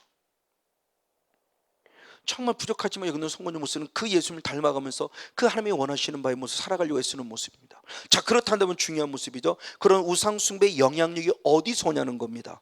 영향력. 그래서 이게 혈통이에요. 혈통을 타고 왔다는 말을 달리 말하면 결국 결혼이에요. 성경에서 답하는 부분은 결혼입니다. 결혼이라는 과정, 혈통이라는 것이, 즉 우상 숭배의 영향력이 왜 지금 내게 임했냐는 거죠. 그것이 성경은 분명히 결혼이라고 답을 말합니다. 대표적인 모습입니다. 열왕기상 11장 1절과 4절을 봅니다.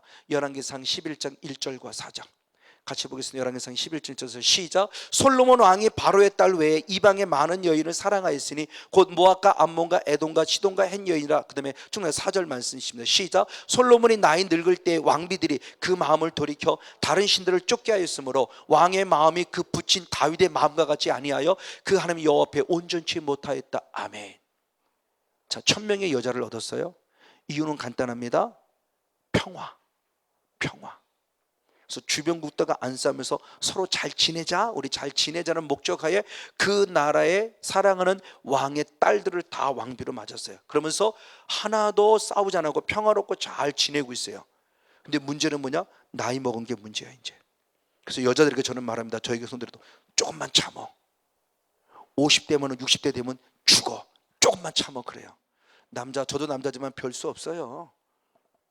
근데 아주 특별한 분들이 개구리 있긴 있더만 60대도 안 죽은 분들이 있어요.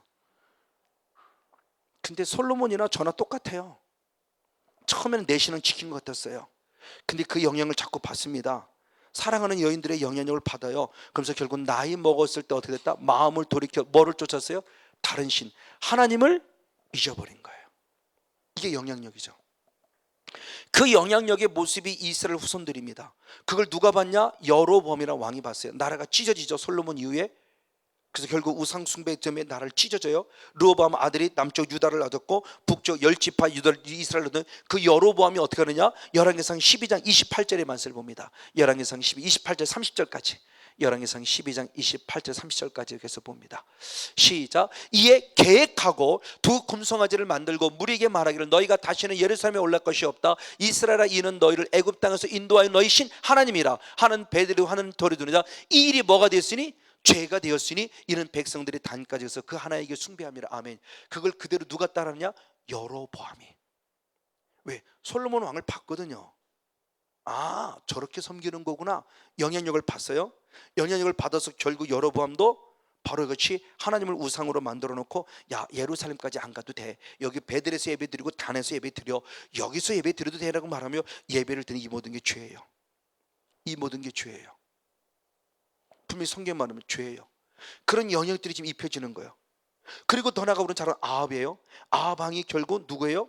바로 이세벨을 얻어서 누구를 섬겨요? 바알을 섬기죠. 그리고 나아가 그 아합 왕은 유다의 왕이 여호사밧과 사돈을 맺습니다. 그래서 그의 아들 여호람에게 결국 그의 아들 딸 누구예요? 아비한가요? 누가 있나? 아달랴로 결혼을 시키죠. 그러니까 보십시오. 그래도 이스라엘, 북쪽 이스라엘 우상을 숭배한 멸망했을 때, 북쪽 이스라엘 우상을 멸망했을 때, 그래도 남쪽 유다는 믿음을 지켜왔는데 우상을 결국 하나님 앞에 버림받거든. 나중에 아수르와 바벨론 멸망시키는 원인의 모습은 결국 뭐냐?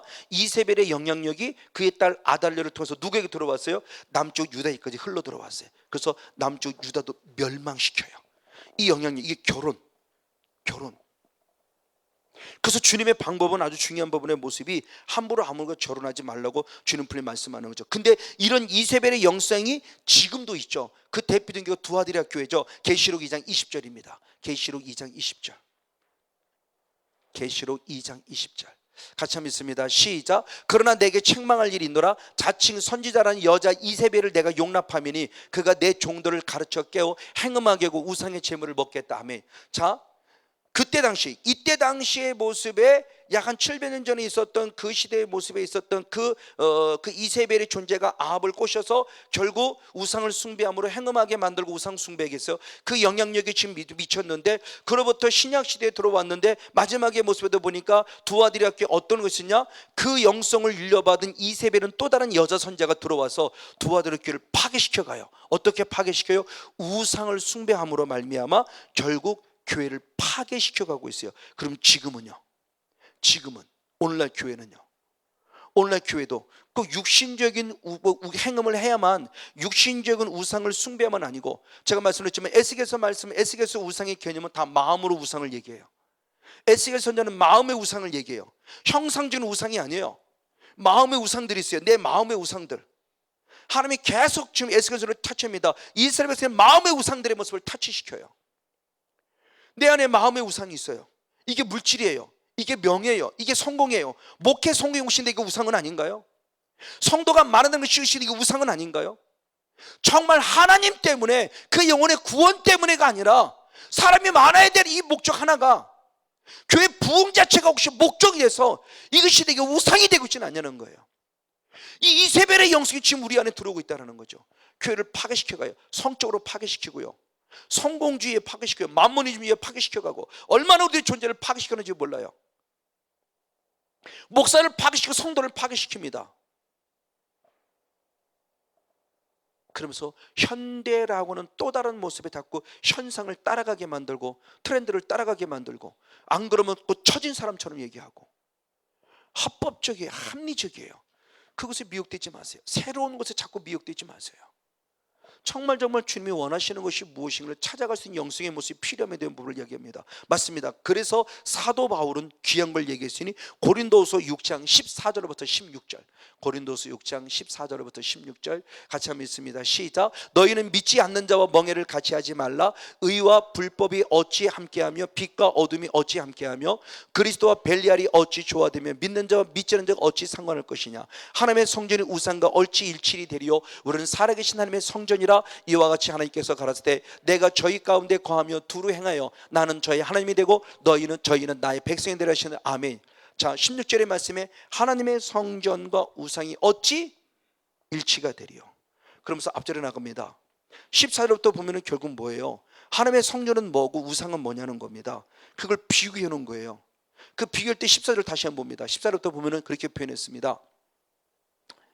믿지 않는 자와 믿음에 가진 자, 그리고 의와 불법, 그리고 빛과 어둠, 그리스도와 벨리알, 믿는 자와 믿지 않는 자, 이 부분의 모습을 서로 이렇게 조화를 시켜 비교해 보면서 누가 하나님의 성전이고 누가 우상이며, 결국 이것을 본다면 절대 믿지 않는 자와 믿는 자는 하나 될 수 없다는 거예요.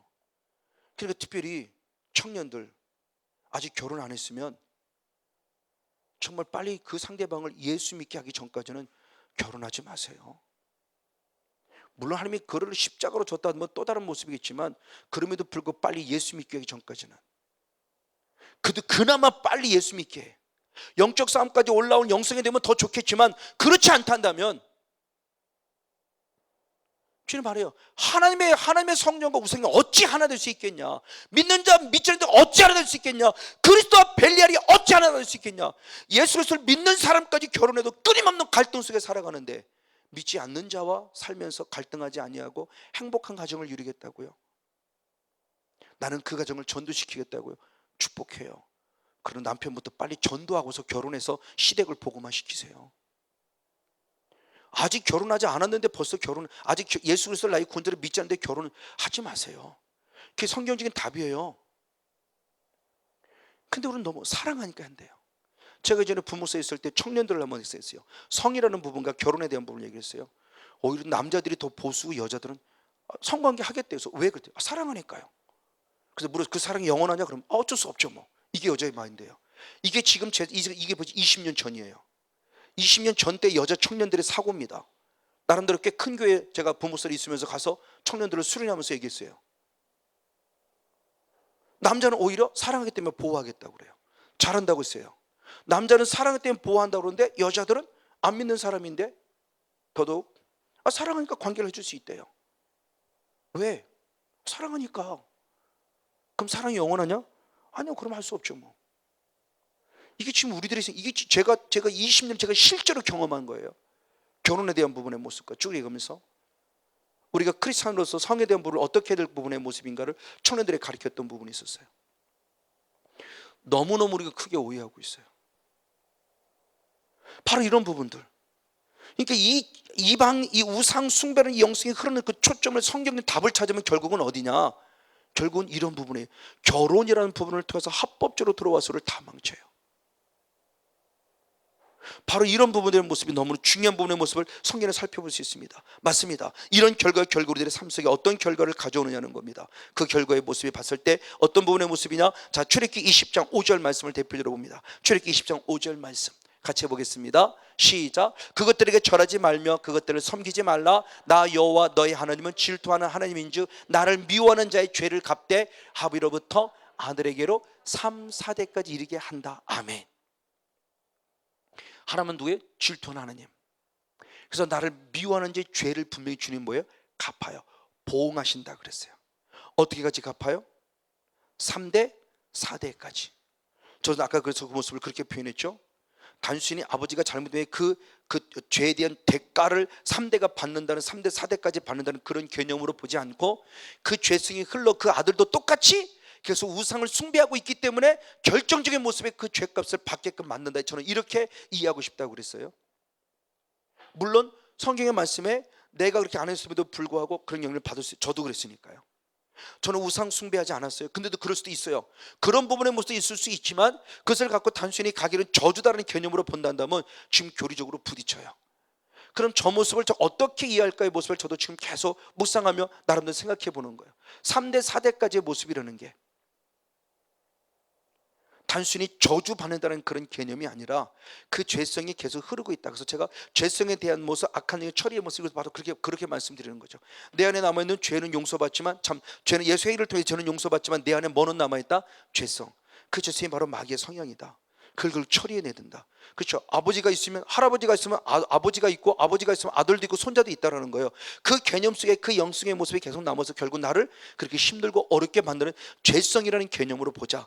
단순히 이놈아 너만 배 맞아봐 너 그래서는 너 잘못했지 이런 개념 속에서 저주의 개념으로 보지 말고 그러니까 가게 그러는 저주라는 개념을 그런 개념으로 보지 말고 죄성에 그러는 개념으로 보자. 그러면 영적 싸움의 의지를 확실히 찾을 수 있다는 거죠. 바로 그거예요. 그래서 그 삶의 저주가 되는 거예요.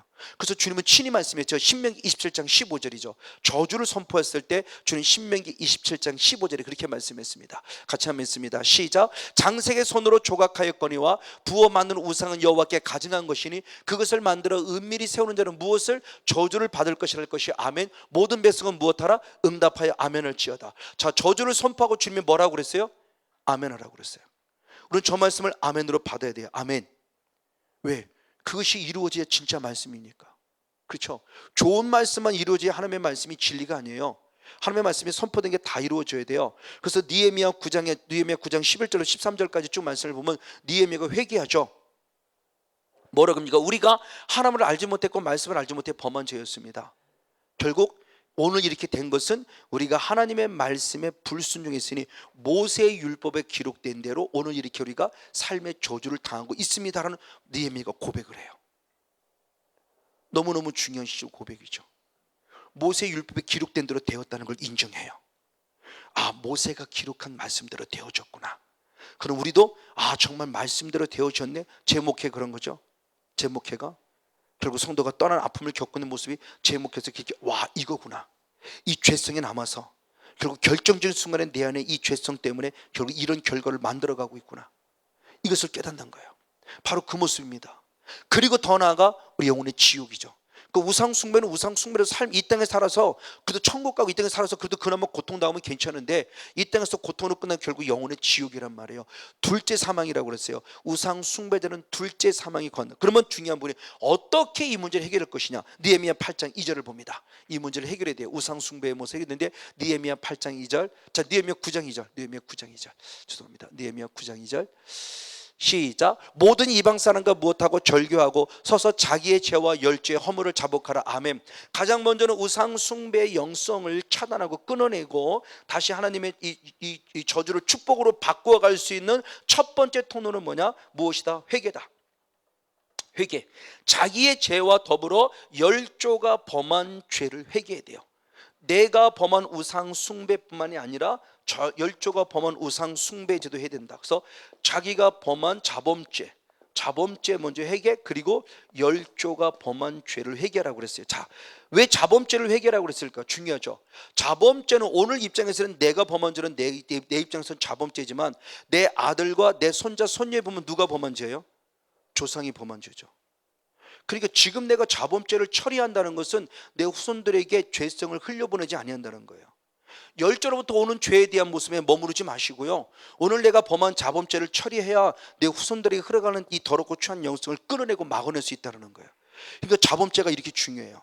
그러니까 내가 우상 숭배한 죄는 조상 때문에로 끝나지 말고 조상들은 모세의 모설죄를 회개해서 뿐만 아니라 내 죄도 회개함으로 내 아들에게 내 손자 손이 흐르는 걸 내가 지금 미리 끊어내라는 거예요.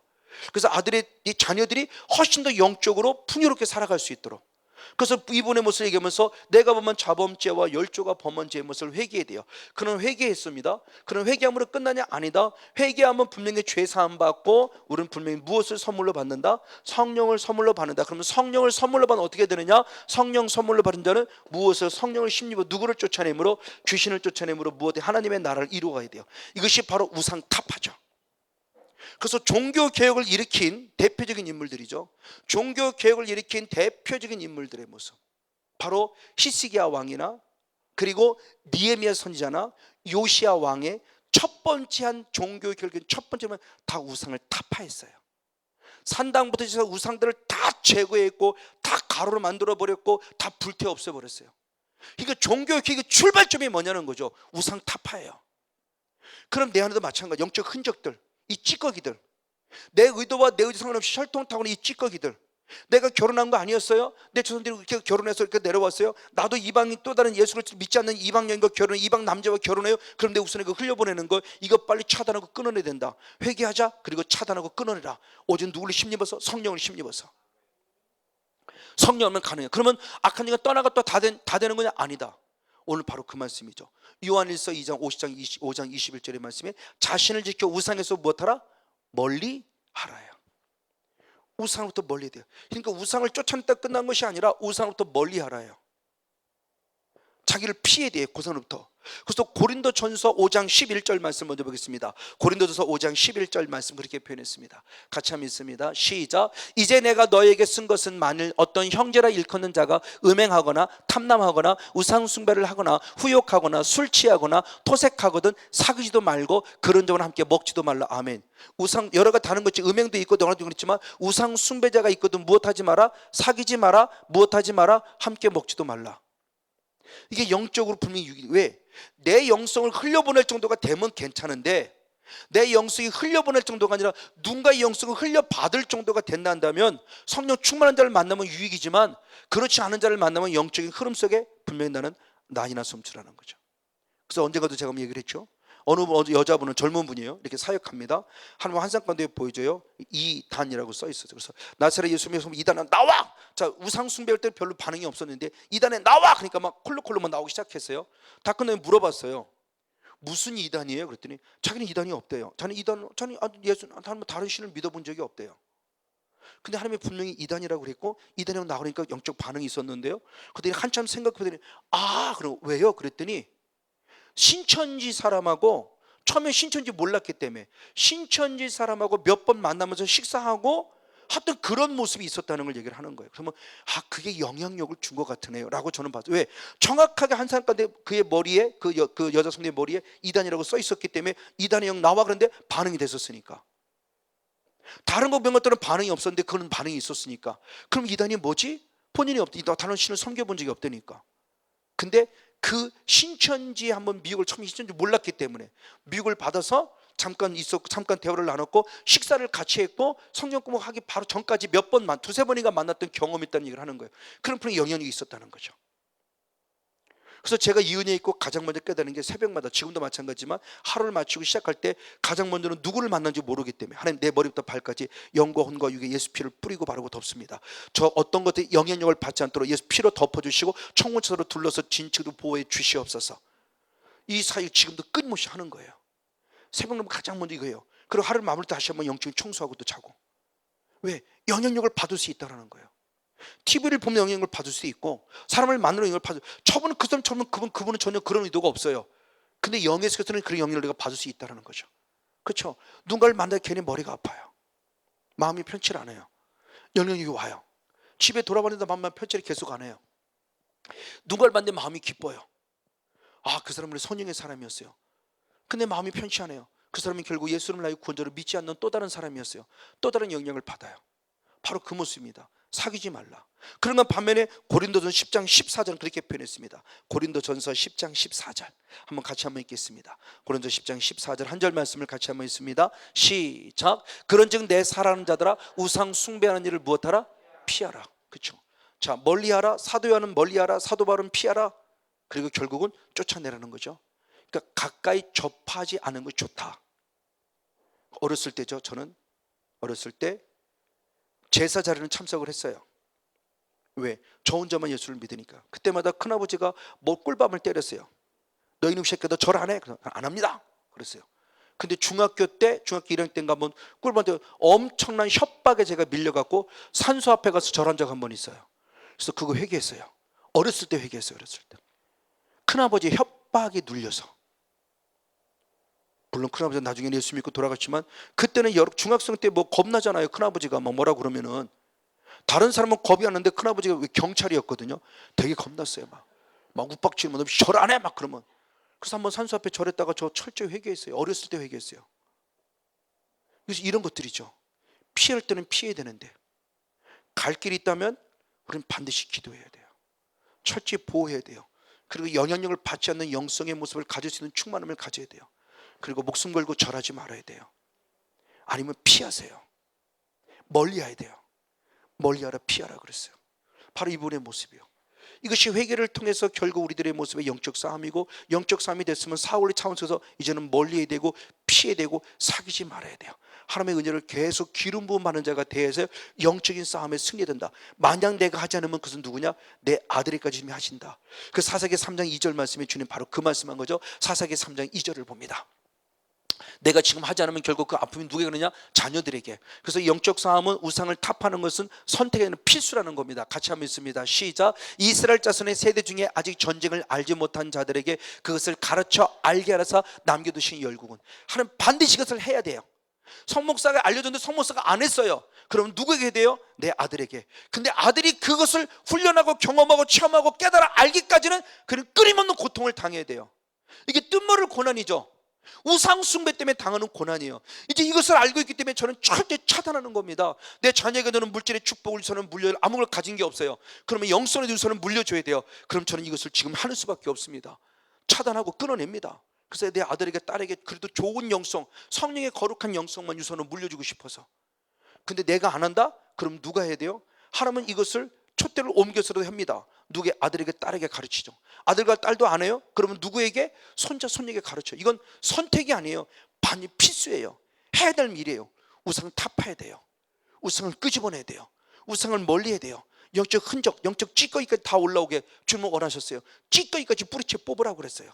남겨두지 마시고 계속 성령 충만하게 가능한 모습입니다. 그럴 때 오늘 저와 여러분 여호수아처럼 나와 내 집은 오직 여호와만 섬기겠다는 신실한 신앙의 고백을 통해서 내 신을 하나님께 올려드리고 사탄에게 손팔 뿐만 아니라 계속 성령 받아서 영적 삶의 승리자가 되어 하나님 나라가 풍성해지는 저와 여러분 우리 모두가 되어지기를 주님의 이름으로 간절히 축복하고 축원을 드립니다. 할렐루야.